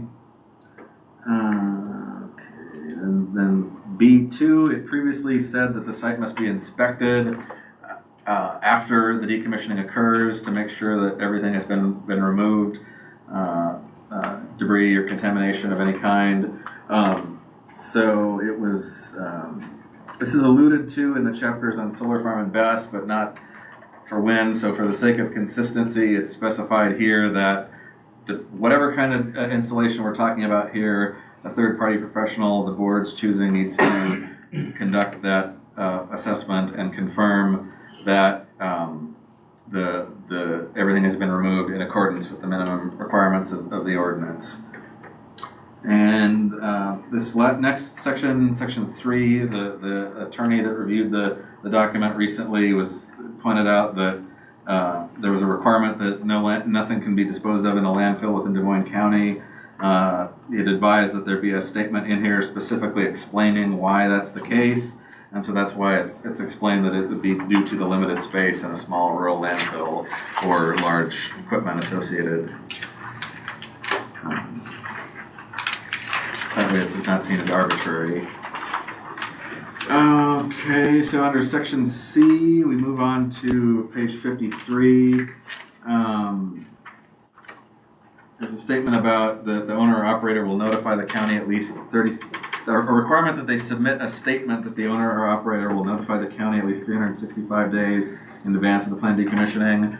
Again, that was in there all along, but since we've fine-tuned the section on road use and ensuring that those agreements are in place anytime the heavy equipment is to be moved. Brian wanted to address the schedule if it happened during a time right. were bad that he could. So if that's already requiring 365-day notification, then this seems redundant. And in addition, it seems like there's how could you prove that they would do that 30 years in advance? So that was just meant to be a check on that, and since we already have that elsewhere, it's no longer necessary. Cost estimate, similar to the road use chapter for D4, it previously didn't specify general liability.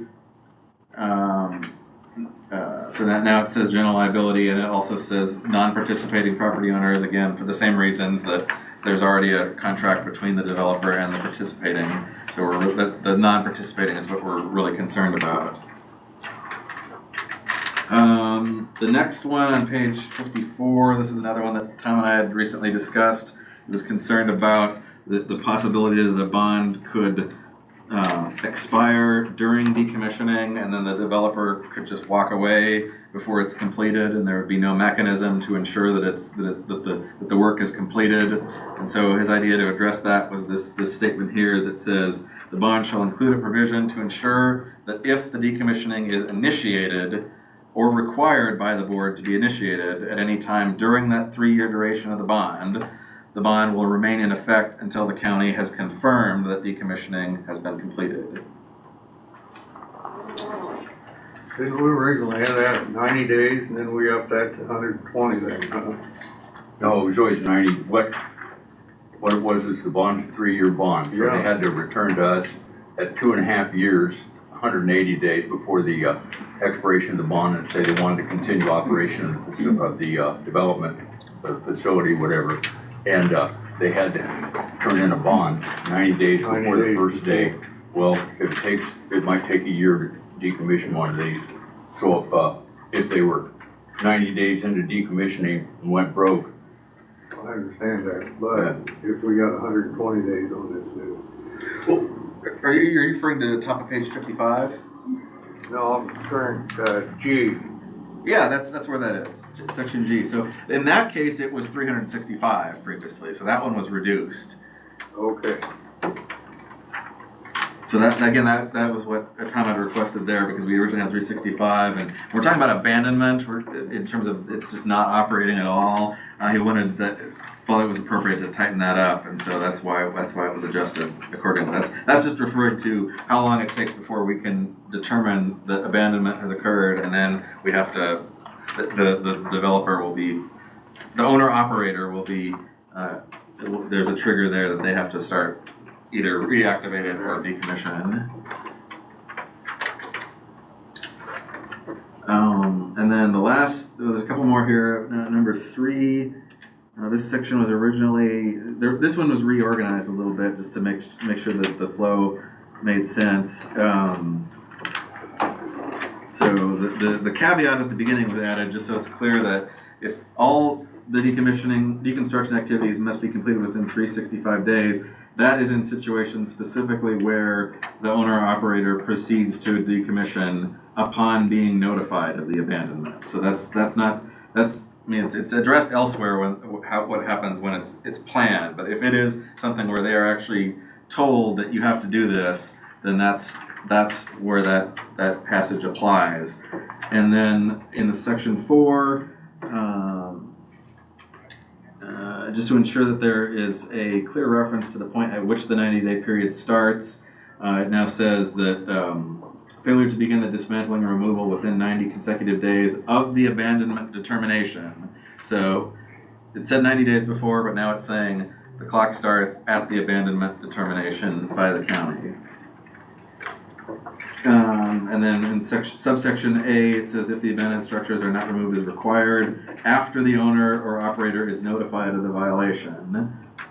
Again, related to that same point for number 4, the opening paragraph. So that's the last one. So, any other comments or questions for that chapter or anything else we discussed today? Nope, I'm fine with everything. I will, you guys go Find ahead out and on that. I'll call Trent and ask about that on the Yeah. preliminary and work that out. Just to clarify, I think I had really 2 changes. There was one on page 34 about bullet 2 about the ability to revoke the citing permit, and then the other one was what you just mentioned, page 26 and 27. Weird. On the. Oh, look out that last clause on page 34. Yep, so that, and then what you just mentioned on page 26 and 27, were there any others? Page 22, the information about instead of mutual understanding. Oh, yep. It's just kind of related to the other comment we were in, I think, so. Okay, I just want to make sure I didn't miss anything. Thank you. Thank you, everybody. Thank you for your time. Hey, Ryan. You got a second? Melanie?